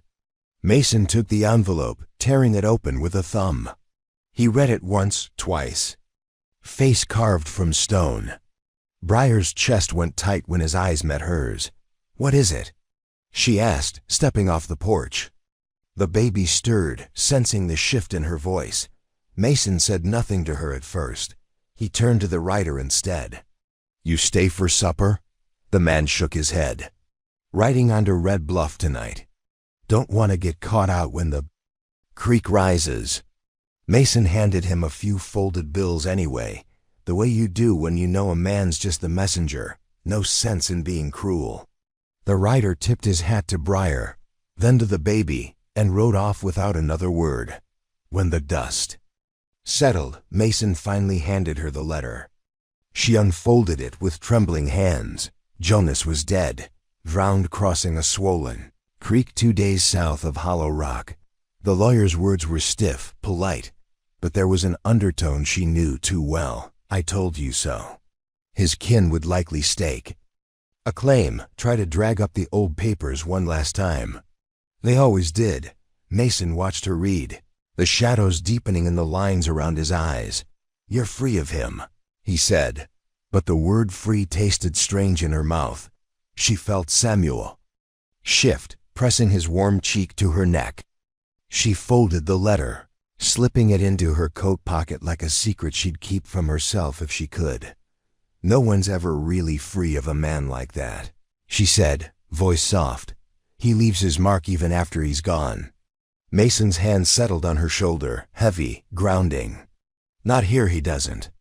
She let herself lean into him then, just enough to feel the heartbeat beneath his shirt, steady as the fences he kept mending every time the wind tried to knock them down. The ranch carried on. The creek rose, as it always did, swallowing the road in muddy water that ran fast and cold. Mason sent the hands out in pairs, checking fence posts for rot, pulling calves from the mire when they slipped under. Briar watched from the yard, Samuel gurgling on her hip, his little hand gripping the collar of her coat like he knew she needed to air. Marta muttered about the extra work, but she was the first one out the door with hot coffee and biscuits when the men dragged themselves in wet to the bone. "Storm season's always hungry," she said when Briar offered to help. "Better we feed the cold than let it feed on us."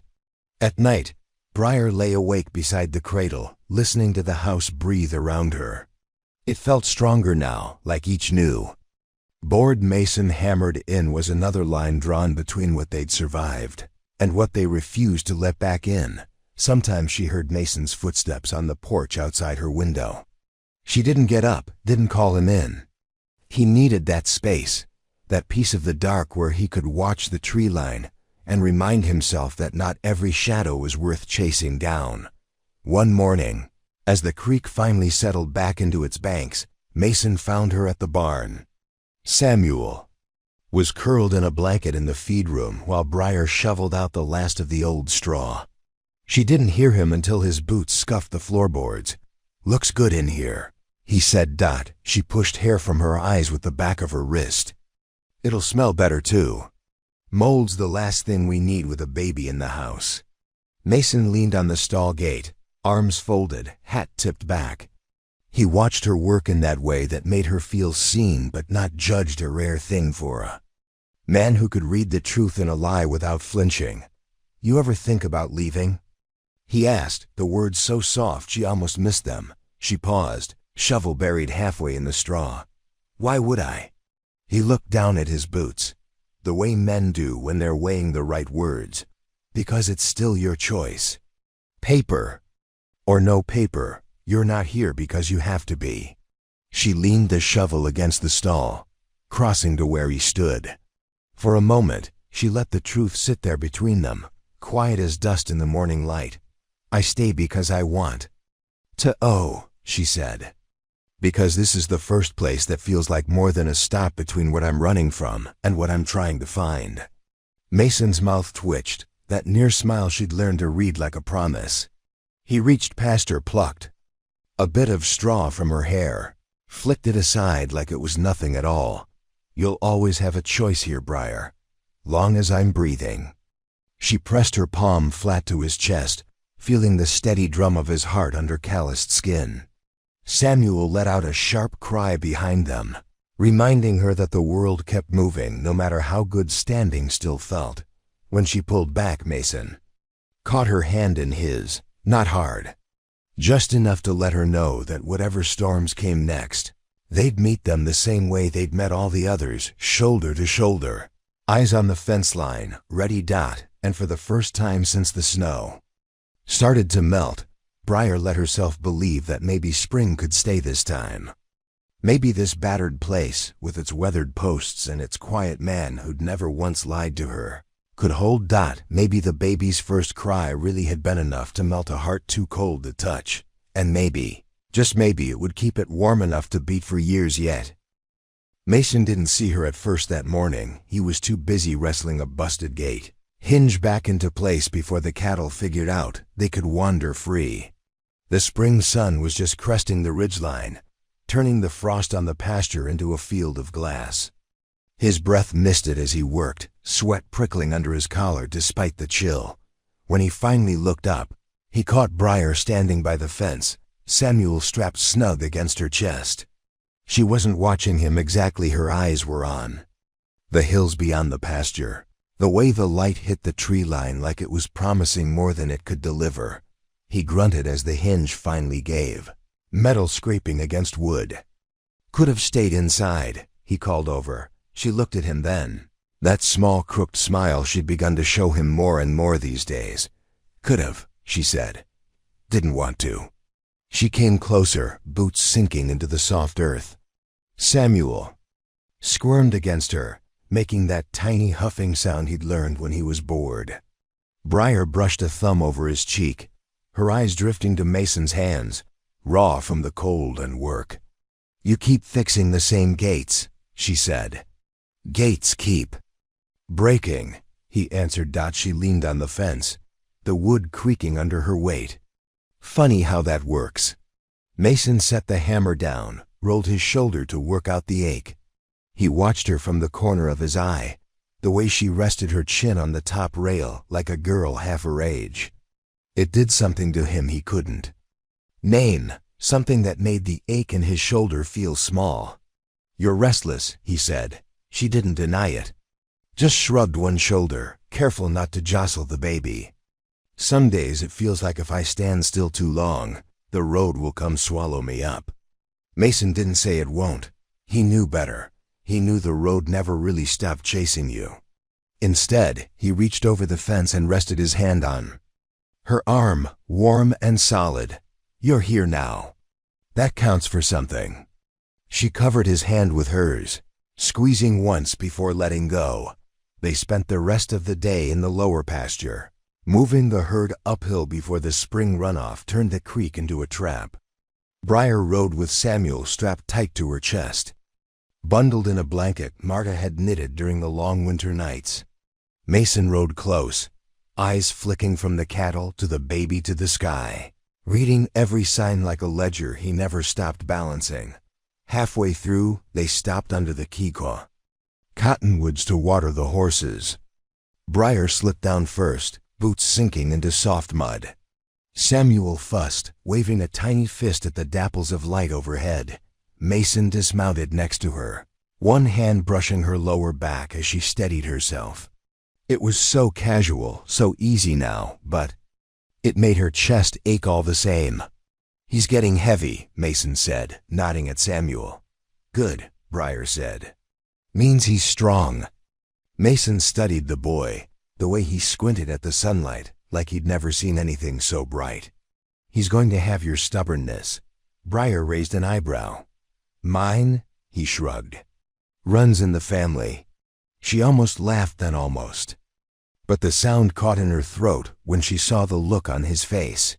For a moment, the cottonwoods fell away, the cattle, the fences, the battered ranch house on the hill. There was only this, a man who'd once locked the world out so tight. Nothing could break in.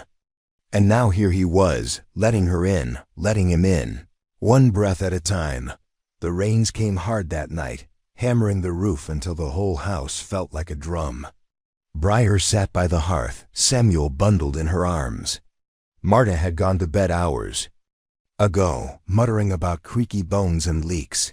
She'd patch in the morning. Mason moved through the house like a ghost checking windows, laying an old blanket across the drafty back door. When he finally settled on the floor across from her, he looked spent. Not just from the work, but from holding the walls up with his shoulders for so long. "Storm'll pass," he said. She nodded, pressing her cheek to Samuel's head. "They always do." Mason's eyes drifted to the baby, then to the fire. "You ever think about what comes after this?" "After what?" "After it's just quiet again." He glanced at her, something raw in his voice. "When there's no fight to keep you here." Briar reached out, her free hand settling on his knee. "You really think I'm here because I needed saving?" His jaw worked. "I think you're here because I was too stubborn to let you run again." "Maybe," she smiled, small but certain. "Or maybe I'm here because I've got nowhere better to be." The wind howled outside, rattling the shutters. Mason didn't move away. He covered her hand with his thumb, tracing circles against her knuckles. "That enough for you?" he asked. She squeezed his knee, leaning closer. "Isn't it for you?" He didn't answer. Didn't have to. Morning came in pale and cold. Mason found her in the yard, checking the fence line while Samuel slept strapped to her back. She had her sleeves rolled up, wrists raw where the rope had bitten through last winter. He stopped at the gate, just watching her, how she tugged at a loose post, testing it the same way she tested every edge she'd ever found. "You keep poking that fence," he said. "It'll poke back." She turned, shading her eyes from the sun. "Then I'll fix it." He huffed out a laugh. "You think everything can be fixed, can't it?" Mason's eyes drifted to the hills, the places the snow still hid in the creases. "Not everything." Briar stepped closer, stopping just shy of him. "You fixed me." He started to shake his head, but she caught his wrist. "You did.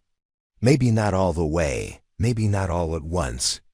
But you held the pieces while I learned how to put them back." He looked at her then, really looked like he could see all the old breaks and the new seams that held her together. His hand came up, knuckles brushing her jaw. Samuel stirred behind her, his soft murmur grounding them both. "Marta says you're stubborn as a mule," Mason said. "She's not wrong." He smiled, that rare crooked thing that made her heart twist. "Good, we're gonna need every ounce of it." She leaned into his touch, letting her eyes drift closed. The baby fussed again, the fence creaked in the breeze, the house sat stubborn behind them. Nothing perfect, nothing easy. But it held. "What now?" she whispered. Mason's hand cupped her cheek, his thumb brushing away a stray tear she didn't know she'd let fall. "Now we keep fixing what breaks," he said. "One board at a time." And for once, Briar believed him. Hollow Rock woke up slow that spring, like a man stretching old wounds that still ached in the rain. Briar felt it in her bones too, how the thaw loosened things buried deep under the frost. The creek ran high, The roads turned to mud, and the cattle moved restless in the pastures, noses lifted to a wind that smelled like change. She woke early most days. Samuel, a warm weight, pressed to her side. Sometimes he'd stir and reach for her in his sleep, tiny fingers curling around a lock of her hair. She'd watch his chest rise and fall, his breath soft against her collarbone, and she'd feel that old pulse of fear. What if this slips away? But it always faded when the sun crept through the thin curtains, and the house creaked awake around her. Mason was already gone by then, boots tracking mud down the hallway as he headed out to check the fence lines, the gates, the creek bank that had threatened to swallow half the herd the year before. She'd hear him sometimes, low murmurs to the hands, the creak of the barn door swinging wide, the sharp thud of a hammer when he found a board he didn't trust. Briar fed Samuel, bounced him on her hip while she swept the kitchen, folded the laundry Marta left piled high. Marta had taken to scolding her for working too much, but there was a softness behind it, like she knew that work was the only thing that kept certain ghosts from scratching at Briar's door. One afternoon, she found Mason by the old stone fence near the southern pasture. He was leaning against it, hat tipped low to block the sun, a strip of straw caught between his teeth, like he'd been born chewing the world over one bite at a time. She slipped through the fence, Samuel riding snug on her hip. The baby squealed when he saw Mason, tiny arms flapping like wings. Mason looked up, and for just a breath, the hard line of his jaw eased. "Fence holding?" she asked, nodding at the stones. Mason shrugged. "For now. Always the same story out here. Wind tries to break what you build it back stronger." Briar settled beside him, her free hand braced on the cold stone. "Not everything holds," she said. Mason turned, eyes on her face. "No, but you learn to keep patching the cracks." Samuel babbled between them, content to tug at Mason's sleeve with sticky fingers. Mason let him, didn't even flinch when the baby's grip pulled a thread loose. "We could fix the rest of this fence tomorrow," she said. "If you want help," Mason grunted. "You sure you want to?" "Not about want," Briar said. "About need. I like knowing I had a hand in what holds." He didn't argue, didn't tell her to rest. They both knew rest was a lie you told yourself when you were too tired to face the work waiting on the other side. The next day, the rain came down so hard it turned the yard into soup. Mason found her in the barn, sleeves rolled up, pitchfork in hand as she mucked out the last stall. Samuel lay in a basket by the tack wall, fat cheeks pink from the warm hay Marta had tucked around him. "You're gonna work yourself ragged," Mason said from the doorway. Briar didn't look up. "You sound like Marta. She's not wrong." She drove the pitchfork deep into the straw, lifted it into the wheelbarrow. "I've been worse than ragged before. This is nothing." He stepped inside, boots squelching. Rain dripped from his hat brim. "Doesn't mean you have to keep carrying it alone." She turned, hands on her hips. "You gonna muck these stalls instead of me?" Mason didn't smile, but something softened at the corner of his eyes. "Could. You do it wrong," she said. "But." Her mouth twitched in a way that made him want to close the distance, pull her in. Instead, he crossed to the stall and grabbed the shovel from the corner. "Show me how." They worked in silence, the rain drumming on the barn roof like 1,000 restless fingers. Samuel snored soft in his basket, oblivious to the smell of wet hay and the way Briar's hands brushed Mason's every so often when they traded tools. When they were done, she leaned against the stall door, breathing hard. Mason stood close enough that she could feel the warmth coming off him in waves. "You ever think about what it'd be like if none of this had happened?" she asked suddenly. He frowned. "What do you mean?" "If you'd stayed the man you were before. If I'd stayed gone. If Samuel had never come." Mason's jaw flexed. "Don't see the point in thinking on what didn't happen." "I do," she said. "Reminds me why I stayed." He stared at her for a long moment, rain pattering down the back of his collar, the barn full of the smell of old wood and fresh dirt. Then he stepped forward, so close she could feel his breath. "I'm not the same man I was," she nodded. "I know. I don't want to be." Her hand lifted, thumb brushing his cheek, coarse with stubble. "Then don't." They stood like that until Samuel stirred, hiccuping awake. Briar pulled back, but Mason didn't let her go far. He brushed a kiss to her forehead, quick but sure, the first one he'd given her when the world wasn't burning down around them. That night, they ate together by the hearth, Marta snoring in her chair, Samuel cradled against Mason's chest. While Briar dozed, cheek propped on her hand. The storm outside eased into a drizzle, tapping gentle at the windows. Mason shifted Samuel higher, the baby's breath warm through his shirt.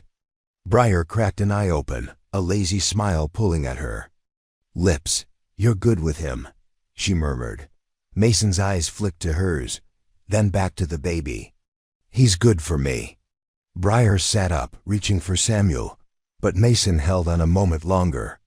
Not because he didn't want to let go, but because he could now, when it counted. "You think you're ready?" she asked. Mason looked at her, eyes steady. "Storm gray but calm for once. Don't think I ever was. But ready or not, here he is." She leaned in, pressing her forehead to his. "Here we are." And in that warm flicker of firelight, with Samuel's small heartbeat drumming between them, they both knew that whatever came next, whatever fences broke, whatever storms rose, they'd fix it, together, one board at a time. The wind shifted that night, a sharp edge that slipped through the chinks in the bunkhouse walls and rattled the shutters like old bones. Mason lay awake in his narrow bed, eyes tracing the patterns the lantern cast on the ceiling. He could hear the low murmur of the hands gambling in the back room, the scrape of boots on the floorboards, the creak of the porch step as someone came in late from checking the gate. All of it felt like a song he'd been listening to for so long he knew the words by heart. Sleep wouldn't come. It never did when the wind howled like this, like it was dragging the past up from the ground to stand at the foot of his bed and ask him what he thought he'd buried. When he couldn't stand it anymore, he swung his feet to the floor, pulled on his boots, and stepped out into the night. The yard was empty, but for the cattle, huddled against the fence line like they knew something was waiting in the dark. He crossed to the porch, half expecting to find Briar there, Samuel bundled in her arms, watching the road the way she did when sleep left her too. But the porch was empty. The door was cracked just wide enough for him to see the glow of the hearth inside. He pushed it open, boots thudding soft on the worn boards. Briar was there by the fire, Samuel in his cradle, one hand trailing over the baby's head like she was trying to memorize him in the flickering light. She looked up when she heard him, eyes shadowed but clear. "You couldn't sleep either," she said. He didn't answer, just tipped his hat back, gaze flicking to Samuel's. "Slow rise and fall. He dreaming?" "Think so," Briar said. "He smiles sometimes, like he's laughing at us for worrying so much." Mason crossed to her, leaned one shoulder against the mantel. "He's got no idea yet how rough the world can be." "He will," she said. "But not yet. Not while we can help it." She turned back to the cradle, and Mason watched her, the way her hair fell loose over her shoulder, the way her fingers traced slow circles on the old quilt Marta had given her. There were days he wondered what he'd done to earn this, to keep them safe, another sunrise. And nights like this when he knew it wasn't about earning anything at all. It was about standing in the way of the wind, even when your shoulders felt ready to split from the weight. They sat by the fire until the logs burned low. Samuel stirred once, a soft hiccup in the quiet. Mason reached down, thumb brushing the baby's tiny knuckles. He felt Briar watching him, felt the question she didn't ask. "When I was a boy," he said, voice low, "my father used to say the wind could peel the skin off your bones if you let it. That you had to lean into it, make it respect you." Briar huffed a quiet laugh. Sounds like your father didn't know when to come in out of a storm. He didn't, Mason said. Died the same way he lived too stubborn to bend. And you? She asked. You think you'll ever bend? He met her eyes then, something raw and open behind the steel. For you? For him? I already did. Morning brought another letter. This one slipped under the door by the postwriter. Marta found it first, tisking at the muddy boot prints the boy left on her clean floor. Briar unfolded the paper while Mason poured coffee thick enough to chew. Judge in Cedar Ridge, she read aloud, says the land out by the east fence is ours. Clear, Jonas's kin gave up the fight, Mason grunted. About time. She looked up at him. We could expand the herd. Maybe build that shed you keep talking about. One thing at a time, he said. But the way he stood taller, the way his shoulders eased, she saw how much it meant, even if he wouldn't say it out loud. That afternoon, she found him by the new fence line, measuring boards with a carpenter's eye. Samuel rode strapped to her back, half dozing. Mason didn't hear her approach, too focused on the post. He was driving deep into the thawing ground. She leaned against the rail, voice easy. When you're done, you want supper? He looked up, sweat glistening on his brow despite the chill. That your way of telling me I'm late to the table? She grinned. Marta's way. I'm just the messenger. He dropped the mallet, crossed the dirt in 3 strides. When he stopped in front of her, she felt the heat of him, the way he filled the space like a wall no storm could break through. He reached out, hand brushing Samuel's leg where it dangled from the sling. Fence'll hold, he said. I know, she said. So will we. He tipped his forehead to hers, the brim of his hat catching on her hair. I'll be in soon. She kissed him then quick, sure, the kind of kiss that said we're still here. Samuel squeaked, foot kicking Mason's arm. Mason chuckled, the sound rumbling in his chest. That night, long after the dishes were washed and the baby tucked in tight, Briar lay awake staring at the ceiling. She felt Mason's weight beside her, the soft snore he'd never admit to. The wind still rattled the shutters, but it sounded different now, like a thing they could stand against. Together, she closed her eyes, hand drifting across the quilt until it found his. His fingers twitched, then curled around hers without. Waking, outside, the fence line held. Inside, so that they docked tomorrow, there'd be more to fix. There always was. But tonight, the wind could howl all it wanted. They weren't running anymore. They were rooted deep, like the old cottonwoods that bent but never broke. And in the hush between the gusts, Briar could almost hear Samuel's sleepy laugh, a promise that some storms really could teach you how to stand your ground and stay. The thaw left hollow rock slick with mud and hope in equal measure. Fence posts leaned where the frost had heaved them loose. Gullies carved new paths where none had been before. And the creek carried whispers of spring all the way down to the bottom pasture. For once, Briar didn't mind the mess. It felt honest, like the land was shedding its secrets the same way she'd learned to do piece by piece. She stood on the back porch, mug of weak coffee warming her hands, watching Mason ride the fence line. Samuel dozed in his cradle inside. The house so quiet she could hear every creak in the floorboards behind her. Marta had gone into town for supplies, grumbling about flour prices and gossiping hens, but smiling just the same. For the first time in a long while, the ranch felt like something alive, growing instead of just holding on. When Mason swung down at the gate, she didn't wait for him to knock. She stepped off the porch, boots sinking in the soft ground. He met her halfway, hat tipped back, sweat beading at his hairline despite the cool breeze. Post by the south end's rotted through, he said. I'll need to dig a new hole tomorrow. Briar sipped her coffee, eyes tracing the edge of the pasture. Think you'll ever run out of things to fix? His grin was quick but real. Hope not. Gives me something to do besides chase you around. She arched an eyebrow. You trying to catch me now? Already did, he said, and there was no teasing in his voice this time. Just that low promise that settled somewhere deep in her ribs.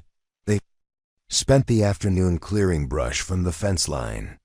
Samuel gurgled in a sling across Briar's chest, fascinated by every fluttering leaf and distant call of a crow. Mason worked beside her, hauling branches that cracked under his boots. His hands raw where the gloves had split at the seams. At one point, Briar paused, wiping sweat from her brow with her sleeve. "You ever think about what you'd do if you weren't here?" Mason tossed a branch onto the growing pile, eyes flicking to hers. "Not much sense in thinking on that." "Humor me," she said. He stepped closer, boots squelching in the mud, and rested one hand on the small of her back.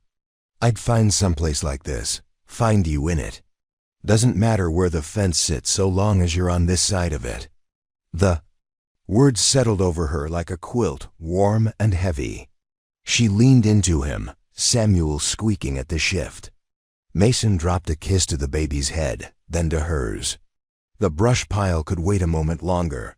The next morning, a letter arrived tucked into the flour sack Marta hauled home. Briar unfolded it at the table while Mason cleaned his rifle by the window. "What's that?" he asked without looking up. "Old friend from back east," she said, scanning the neat lines. "Asking if I'm coming home now that ... Everything's settled." Mason's jaw worked. "And are you?" She folded the letter once, twice, until the words disappeared into the creases. "No." He finally looked at her, eyes shadowed under the brim of his hat. "You sure?" She pushed the letter aside and reached for Samuel where he squirmed in his basket. "I'm home." That night they lay awake, side by side, but worlds apart for a moment that stretched too long. Briar spoke first, voice small in the hush. "Sometimes I wonder how long it'll last." Mason shifted onto his side, one arm propping his head. "What? This?" She said, "Us, this place. The way Samuel sleeps through the night like he knows he's safe."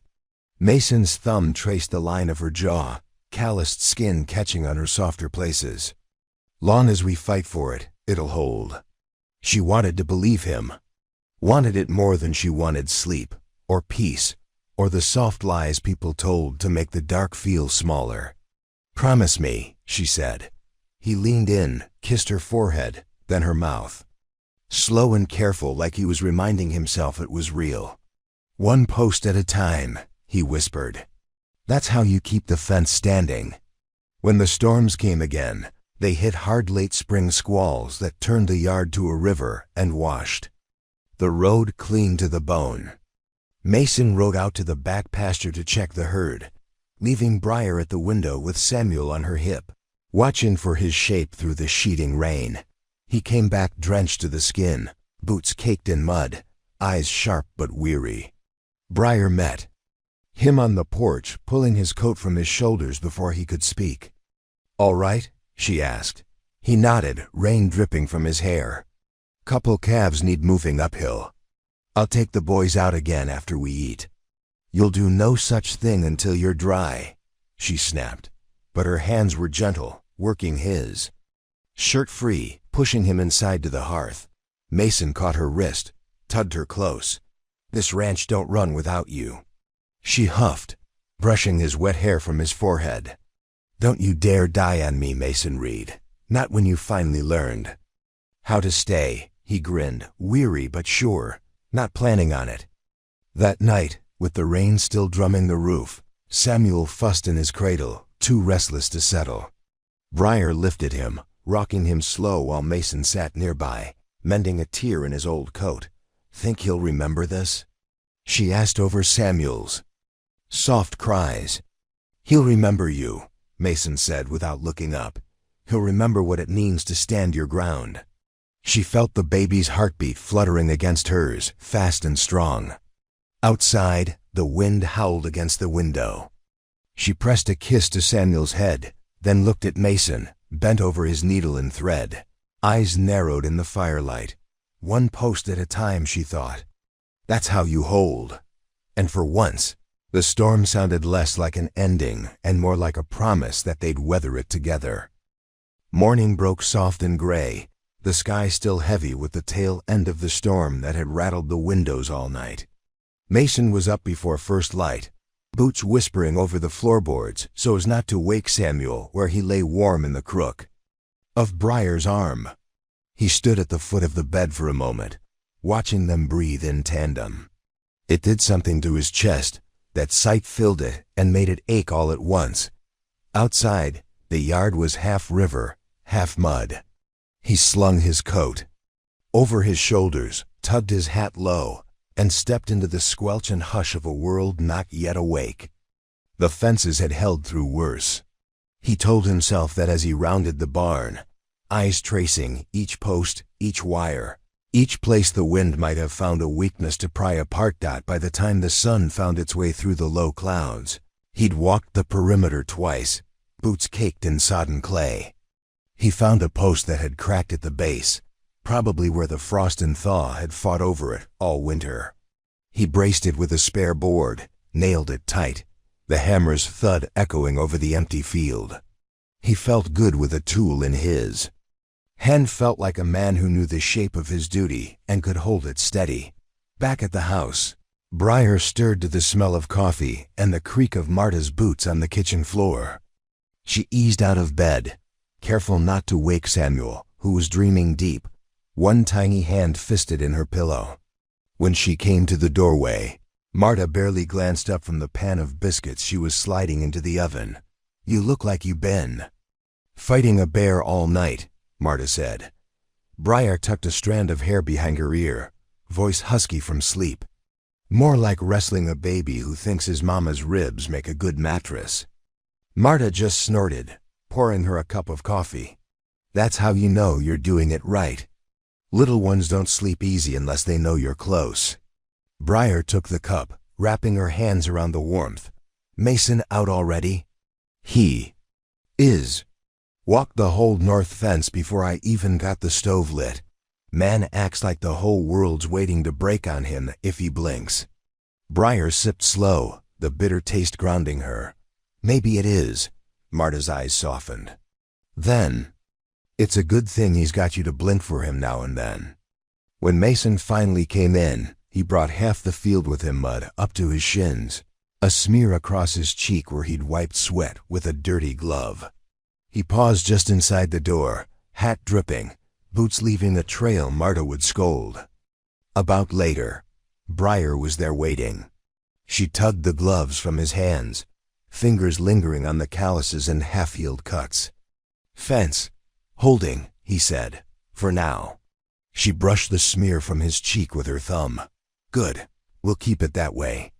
He leaned in then, pressing his forehead to hers, the smell of wet earth and cold air clinging to him. It felt like a promise more real than any vow spoken out loud. They ate together at the scarred old table, Samuel gumming a piece of biscuit while Marta muttered about the price of feed going up come summer.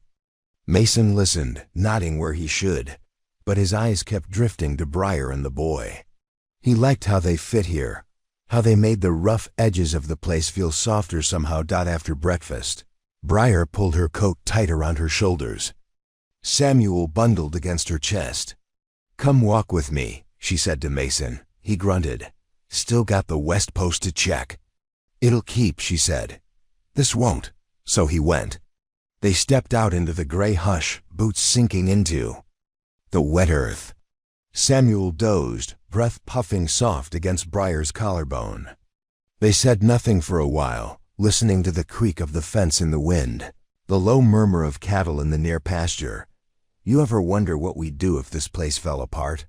she asked finally. He looked at her, brow furrowed under his hat. "Wouldn't let it. But if it did." He took a breath, let it out slow. "Find another. Build it again. Boards can break, land can wash out. But what we've got here." He reached out, hooked a finger through Samuel's tiny boot. This don't come undone so easy." She wanted to believe him. And standing there with the mud at their feet and the wind at their backs, she did. That night, they lay tangled under the patchwork quilt, Samuel snuffling soft in the cradle by the bed. The house was quiet but for the low crackle of the dying fire. Mason traced his thumb over the inside of Briar's wrist, feeling the steady drum of her pulse under his touch. "Tomorrow," he murmured, voice rough with sleep. "Tomorrow?" She asked. "We fix that west post. Check the creek bed. See about hauling up more feed before the next storm hits." She laughed, the sound low and warm in the dark. "Always another post to fix with you. Long as it holds," he said, leaning in to kiss her shoulder. "Long as we hold." Outside, the wind rattled the old shutters, but the house stood steady. And for the first time in longer than she could name, Briar let herself believe they'd wake to another day worth building, one fence post at a time. The creek rose again that week, swollen with the last melt of snow high in the hills. Mason stood at the bank just after dawn, boots sinking into the muddy verge, eyes tracing the line where water met land like it was daring him to hold it back with his bare hands. The air smelled of wet earth and old iron, the sort of smell that made a man feel both alive and very small. Behind him, he heard the quiet shuffle of boots, the soft rustle of canvas. Briar came down the slope, Samuel strapped against her chest, his tiny hat pulled low over sleepy eyes. "He ought to be inside," Mason said without turning. "He ought to know what we're fighting for," she countered. Her voice was stronger than she felt, but Mason seemed to need her to sound sure, so she did. They stood side by side, watching the water tug at the roots of the cottonwoods. Mason spat into the mud, the sound sharp in the hush. "Fence out, there's gone." Wasn't much to begin with.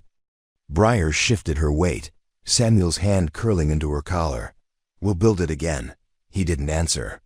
Just stood there, shoulders hunched under his coat like he could hold the flood back if he braced hard enough. "Mason," she said, quiet, but insistent. He looked at her then, eyes as gray as the sky, mouth a thin line. "It's always something, isn't it? Some storm, some flood.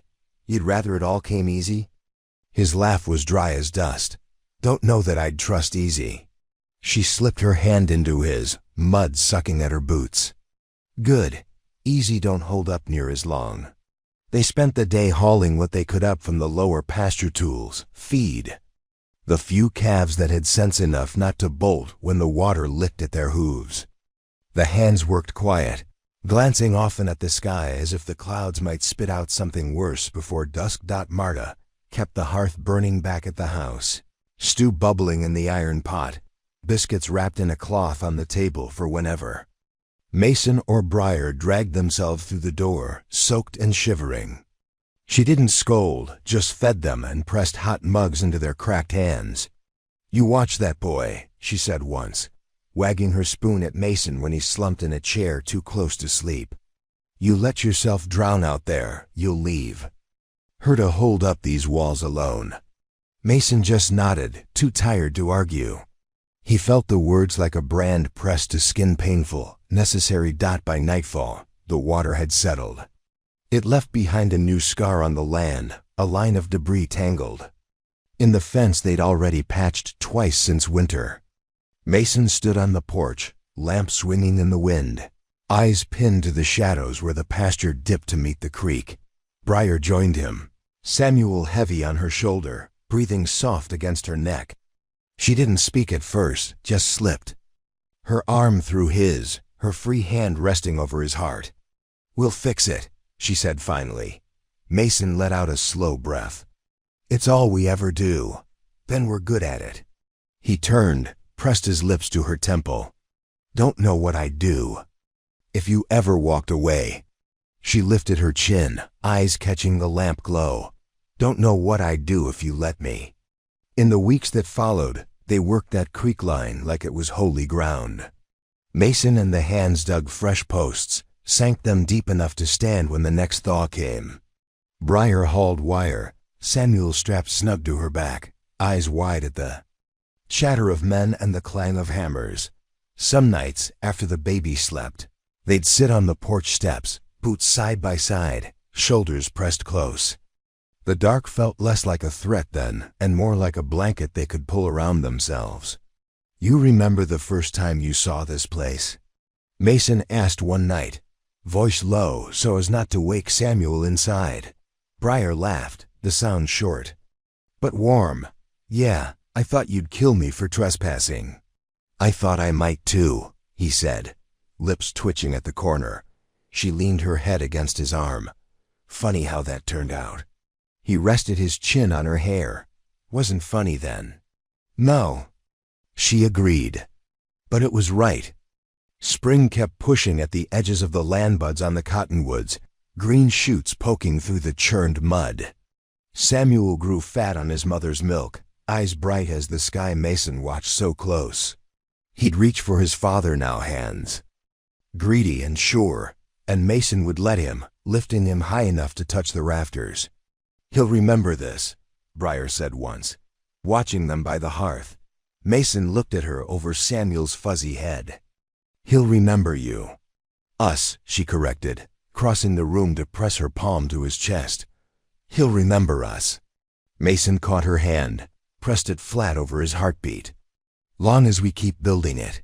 She nodded, eyes drifting to the window, where the fence line cut against the moonlight. One post at a time. The thaw would come again, the flood too. The winds that rattled the shutters and tested the nails Mason drove deep into every board. But the land had learned them, and they had learned each other hard truths, soft places.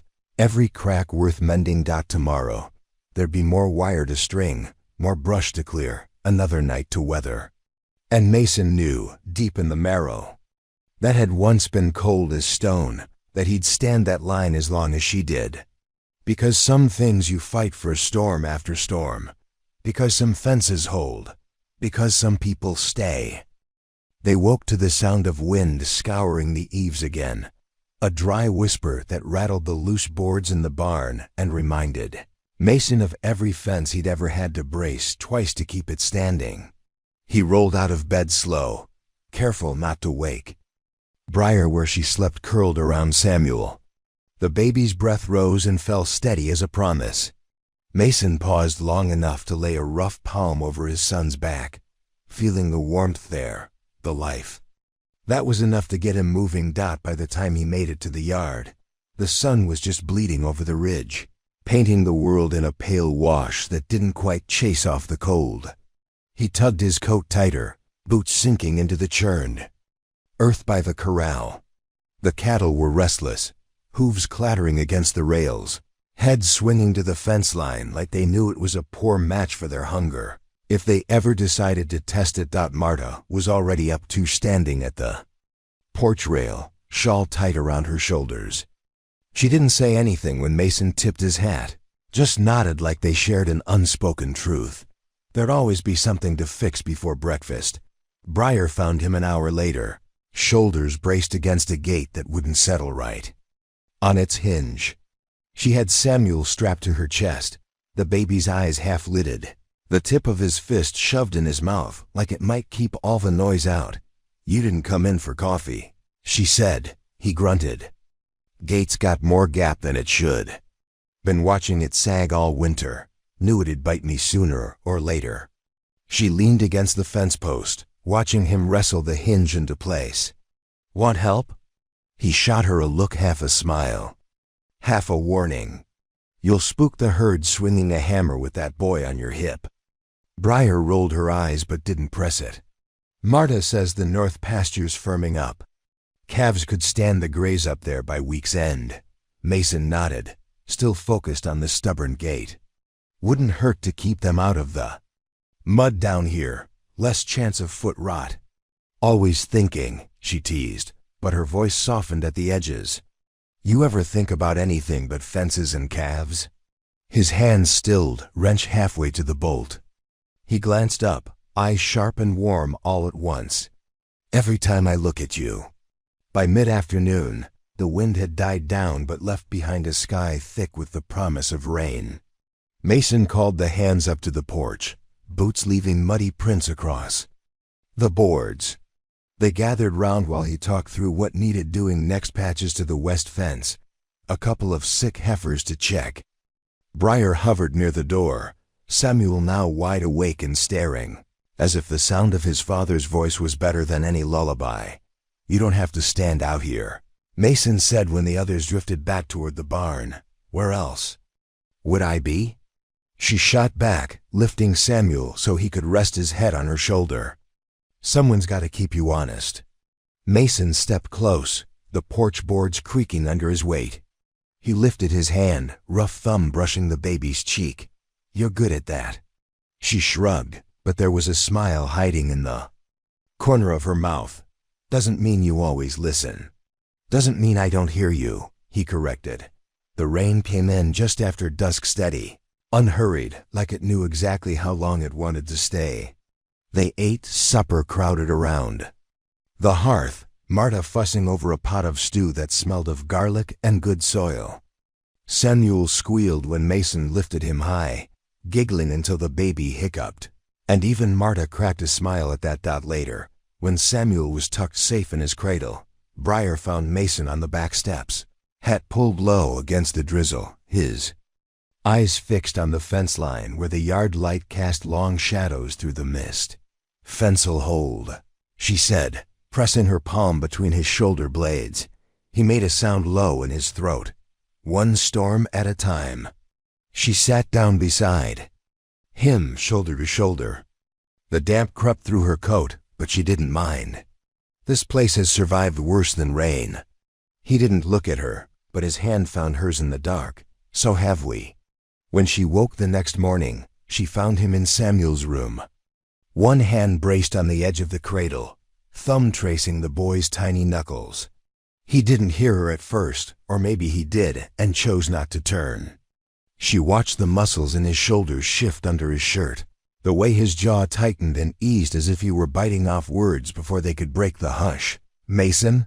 He looked up then, eyes bright in the soft gray light filtering through the curtain. He smiled at me, just now. Briar crossed the room, slipping her arm around his waist. "He does that. You're his favorite thing." Mason huffed a laugh. "I'm a hard man to love." "You're not," she said, firm enough to make him look at her again. "Not for him, not for me." He bent his head until their foreheads touched. "You'd tell me if I was slipping? If I was turning back into, you're not," she cut him off. "You're here, you're this." His breath caught, something raw in it. "Just want to keep the fence up." She kissed him then, slow and soft, with the rain tapping gentle at the window like it knew better than to pound this house apart just yet. "You do," she whispered, "one post at a time." And when she said it, he believed her. Briar woke to the sound of boots on the porch and the soft hush of dawn slipping through the cracks in the curtains. Mason was already up, she could tell by the shape of him in the doorway, hat in hand, shoulders squared like he was bracing. For another day, he'd have to hold steady with his bare hands. She rolled out of bed, careful not to wake Samuel where he snuffled against her pillow, fat fists curled under his chin. She pulled on her coat and stepped out to find Mason leaning against the rail, eyes on the far pasture where the mist still clung low over the creek bed. "Storm coming?" she asked, though the sky was clear above them, the kind of pale that promised more cold before spring truly dug in its heels. "Always is," Mason said, but his voice held no bitterness. Just a quiet truth that settled between them like another nail driven deep into good wood.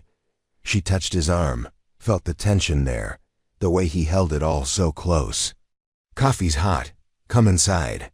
He glanced at her, eyes flicking back to the pasture. "Fence needs walking. Fence can wait till you eat." They ate by the hearth, Marta bustling behind them, clucking about the price of feed and the new foal that came 2 weeks too early. Samuel gurgled on Briar's knee, blowing spit bubbles that made Mason huff a laugh every time. It was a small sound, but it cracked something open in her chest, a reminder that for all the storm and strain, this man still knew how to let the light in. When the plates were cleared, Mason rose to pull his coat from the hook. "Stay put today," he told Briar. She snorted. "You're funny. Rain's coming. Ground will be slick." Then I'll wear boots, she said, shifting Samuel to her hip. If you're fixing fence, I'm stringing wire. He opened his mouth like he'd argue, but thought better of it. Instead, he leaned in and pressed a kiss to her temple, one rough hand brushing the baby's hair. Stubborn woman. Only thing. That keeps you upright, she shot back. But her voice was warmed out in the west pasture. The wind was up again, carrying the smell of rain and churned earth. Mason and Briar worked side by side digging post holes, stringing wire, shoving new boards into place where the thaw had buckled the old ones. Samuel fussed in his sling now and then, but settled when Briar hummed low under her breath, a tune she couldn't name but felt stitched into her bones. You think he'll remember any of this? She asked when they paused to catch their breath. Mason braced an arm against the fence post, wiping sweat from his brow with the back of his wrist. Maybe not the work, but he'll remember what it looks like when things get built back up instead of left to rot. Briar traced her fingers along the fresh wood. That's enough, isn't it? It's everything, Mason said by dusk. They'd patched a half-mile of fence. Mason's shoulders ached, fingers raw from pulling wire tight against the wind. Briar's coat was damp where Samuel had drooled through his blanket, his tiny hands patting her collarbone like he was reassuring himself. She was still there. Mason watched them as they trudged back to the house, the yard turning to mud beneath their boots. He caught up, slipping his hand to the small of her back, thumb brushing the place where her spine dipped. She didn't say anything, just leaned into him, their steps falling into the same tired rhythm. Inside, Marta had the hearth blazing, stew bubbling in the pot. She clucked at the mud they tracked in, but handed Mason a rag and said nothing more. Briar sank onto the bench near the fire, unstrapping Samuel and laying him across her knees. The baby kicked, eyes bright and greedy for the warmth. Mason crouched beside them, fingers tracing Samuel's tiny socked foot. He's getting big. Means he's strong, Briar said, voice low. He looked up, eyes finding hers through the dance of the flames. Means we're doing something right. That night, the rain came down hard, drumming on the tin roof like 1,000 restless hands. Mason lay awake beside Briar, listening to the hiss of water against the window, the quiet creak of the house settling around them. You ever wonder if it's enough? Briar murmured in the dark. He turned toward her, the warmth of her thigh pressed to his. What is? This, us, all this mending and patching and hoping the storms pass us by. He reached for her hand, pulled it to his chest where she could feel the steady drum of his heart. It's enough if we say it is. She was quiet a long moment, rain filling the silence between their breaths. You mean that? I mean it, he said, voice as sure as any post he'd ever driven into stubborn ground. Long as you're here, long as he's here, we've got enough. Briar shifted closer, her nose brushing his chin. And when the fence breaks again? Mason smiled, a soft thing he only let loose in the dark. Then we fix it, one board at a time. Outside, the wind howled, rattling the shutters, but inside the house held. And in the cradle at the foot of their bed, Samuel stirred once, tiny hand, reaching out as if he already knew his world would stand because they did. By the time the rain let up, the yard was a patchwork of mud and standing water, puddles reflecting a sky too pale to trust. Mason was up before the first rays, boots squelching through the muck as he made his way to the old feed shed. He paused by the fence line, palm pressed to the top rail, thumb tracing the spot where new boards met old scars. It held, not perfect, but good enough to stand one more storm. Inside, Briar roused slow, warmth still clinging to the sheets where Mason's shape had been. She lay there a moment, listening to the faint creak of the barn door, the muffled clatter of hooves shifting in the pen. Samuel stirred beside her, his small size anchoring her to the dawn. Marta was in the kitchen by the time Briar got dressed, sleeves rolled, flour already dusting her apron. Ought to take it easy today, she said without looking up. Grounds. Half soup. Briar poured coffee, leaning her hip against the counter. Try telling that to him, she said, tipping her head toward the window where Mason's figure moved like a dark smudge across the yard. Marta snorted. Men like him don't. No, easy. That's why it holds, Briar said. By noon, Mason had checked every post on the north line, hauled a broken gate clear of the flooded ditch, and found 3 calves mired up to their bellies in slick mud. He pulled them out one by one, hands raw, shirt soaked through. When he finally looked up, Briar was there on the rise, Samuel bundled against her chest, the wind tugging at her hair. You could have waited, he called as he slogged up the incline. She shifted Samuel's weight, eyes narrowed against the sun. And miss watching you wrestle calves in the mud? He huffed a laugh, breath clouding the chill air. Ought to be inside. I will be. She paused, studying the lines carved deep around his mouth, the way his shoulders rolled like they carried more than just cattle and fences. When you are. He wiped his hands on his pants, mud streaking dark. Fence held through the rain. Good, she said. Means we can hold too. They walked back together, boots sinking deep. Samuel kicked once, a sleepy protest, but settled when Mason reached over to brush his fingers across the boy's cheek. He'll grow into all this, Briar murmured. Mason grunted. Or out of it. Either way, he'll know where he came from. Long as he knows why we stayed. Briar stopped then, tugging him to a halt. Why did you stay? He studied her, eyes sharp under the brim of his hat. Same reason you did. Because sometimes you fix what's worth fixing, and you don't run from the storm. She held his gaze until the wind pulled a shiver from her spine. He lifted a hand, thumb brushing the smear of dirt on her cheek. Come on, he said. Mud's no place for a promise. That night, the wind shifted, dry and restless, rattling the shutters with a sound like old ghosts knocking to be let back in. Briar lay awake, Samuel curled warm against her belly, Mason sitting at the edge of the bed pulling his boots back. On. Fence won't walk itself, he muttered when he caught her watching. She pushed up on one elbow, voice low so she wouldn't wake the baby. You'll walk yourself to death if you don't let it lie. He glanced back, eyes shadowed. Can't.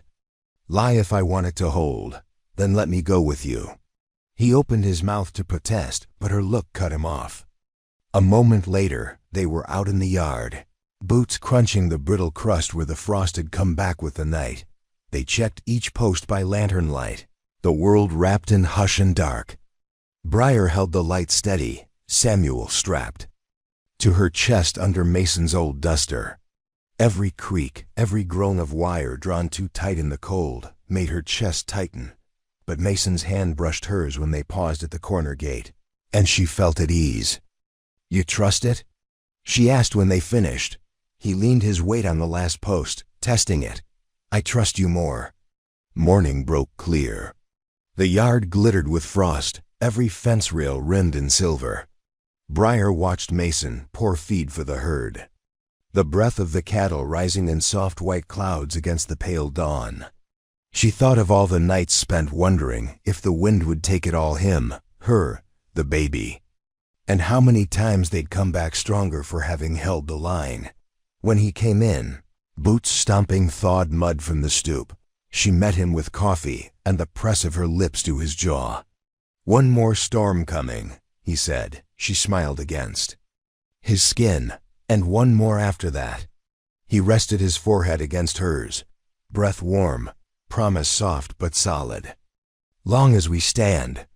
Briar nodded, the weight of the baby between them, the creak of the old house around them, the fence line holding steady just beyond the frosted glass, and somewhere deep, she knew they'd weather every crack, every gust that threatened to tear them apart, one post at a time, one night at a time, one promise that no wind could wash clean.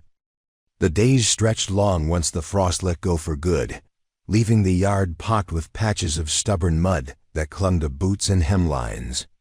Mason spent his mornings at the fence line, sleeves shoved up, sweat streaking his back even before.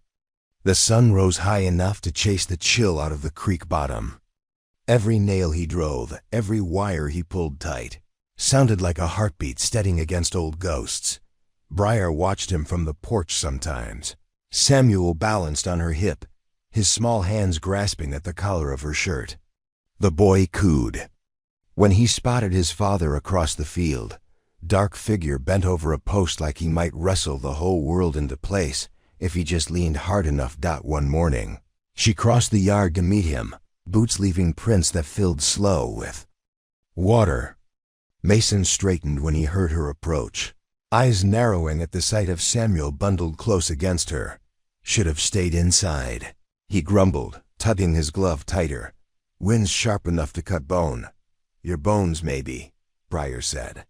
He's got me. Mason's eyes softened at that.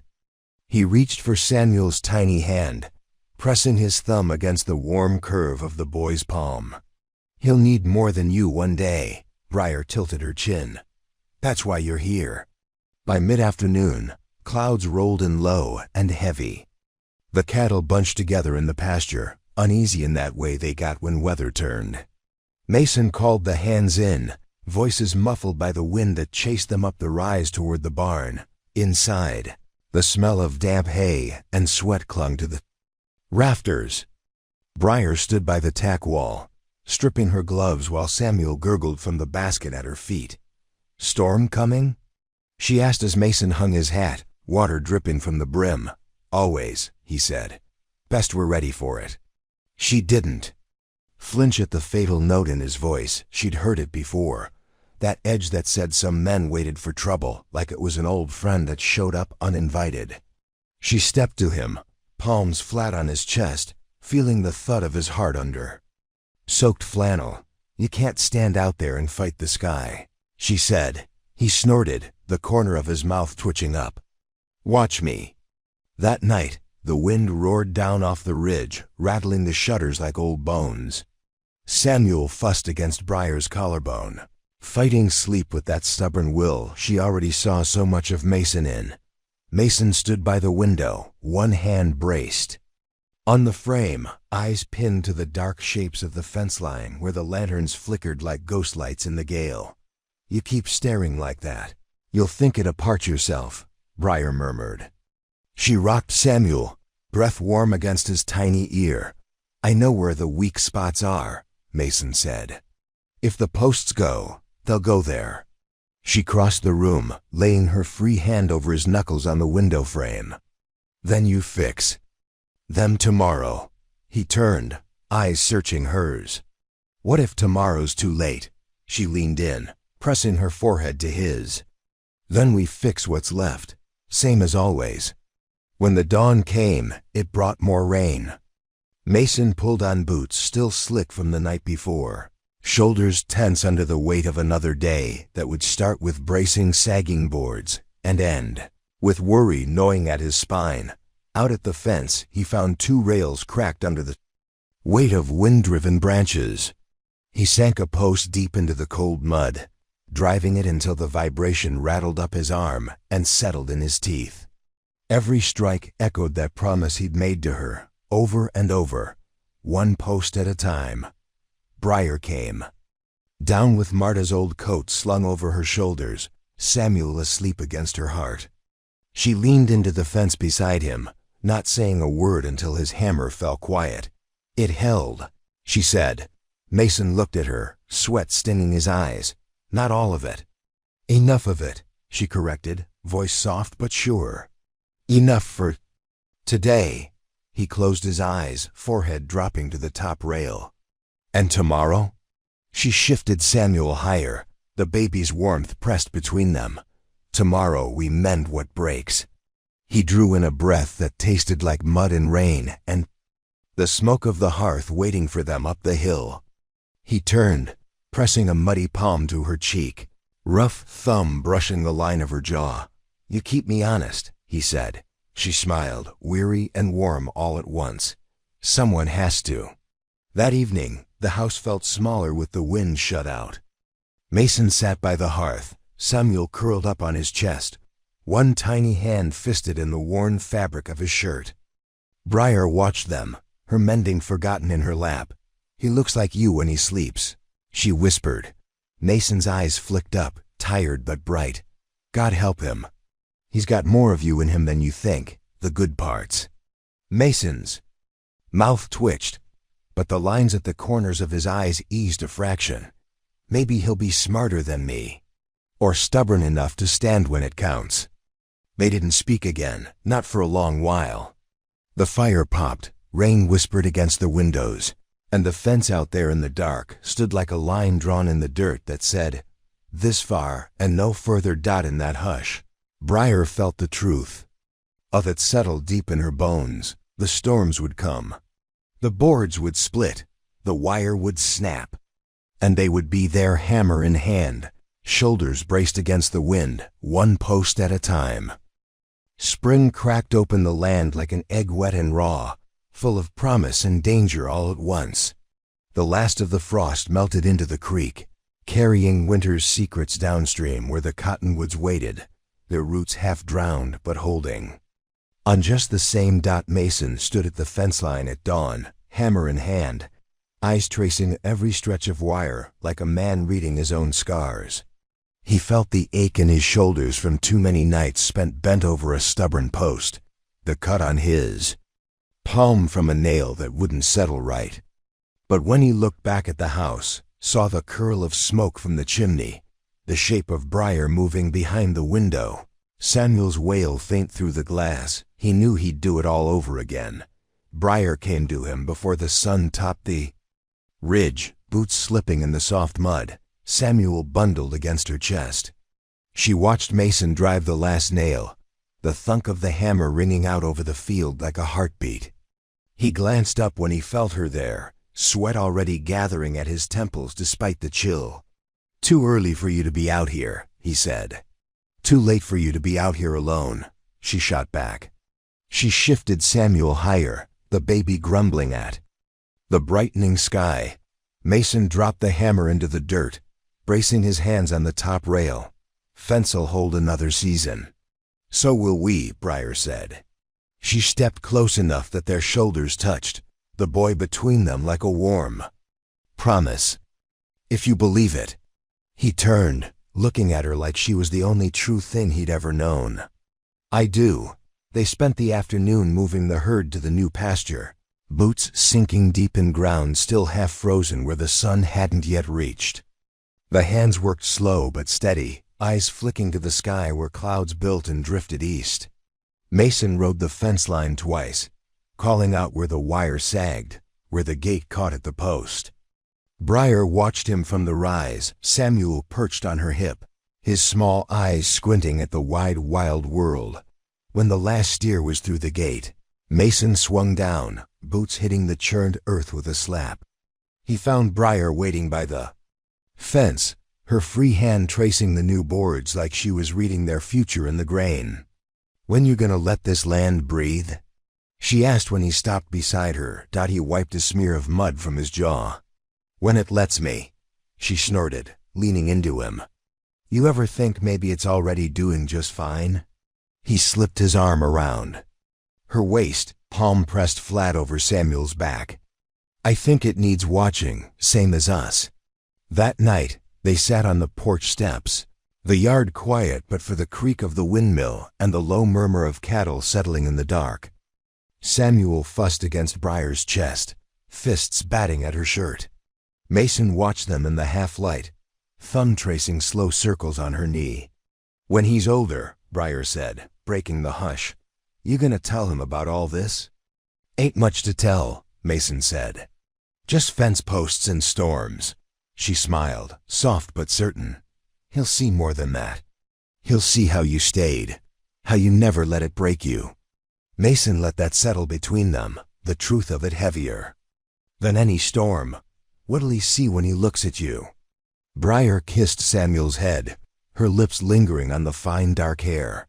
"He'll see why you did it." They lay awake that night, the old house creaking around them like it was remembering every season that had come and gone. Mason's arm draped heavy over Briar's waist, his breath steady at the nape of her neck. Samuel slept in his cradle, a soft hiccup the only sound he made. "You ever wonder," Mason murmured into the dark, "if it'll ever be easy?" Briar's hand covered his where it rested on her belly. "Easy don't hold." He chuckled, a sound she felt more than heard. "No, it don't." "But this does," she said. "This holds." When dawn broke, it did so gentle. No roar of wind, no hammering rain, just the quiet promise of a sky washed clean by all the nights they'd stood their ground. Mason rose first, feet silent on the old floorboards, boots scuffed and waiting by the door. He paused in the doorway to Samuel's room, watched the boy's chest rise and fall in the soft hush down by the fence. He found the post he'd driven last year, leaning just enough to catch his eye. He pressed his palm to it, testing its give, then smiled to himself when it didn't budge. Solid. True. Back at the house, Briar met him on the porch, coffee steaming between her hands. "It hold?" she asked. He tipped his hat back, eyes crinkling. "At the corners, for now." She stepped closer, free hand slipping up to cup his cheek. "That's all we've ever needed." He leaned into her touch, breath warm against her wrist. "One post at a time." She laughed, low and soft, and kissed him there with the dawn spilling gold across their boots. The house standing behind them, the field stretching wide and waiting for whatever came next. And in that moment, with the fence holding, the boy safe, and the storms turned away for now, Mason Reed knew it deep down in the quiet place inside him that he'd earned back the hard way. Some things break and stay broken. But some things, if you're willing to stand and mend and stand again, they hold. 2 more great stories are next. Don't miss them. Subscribe and turn on notifications.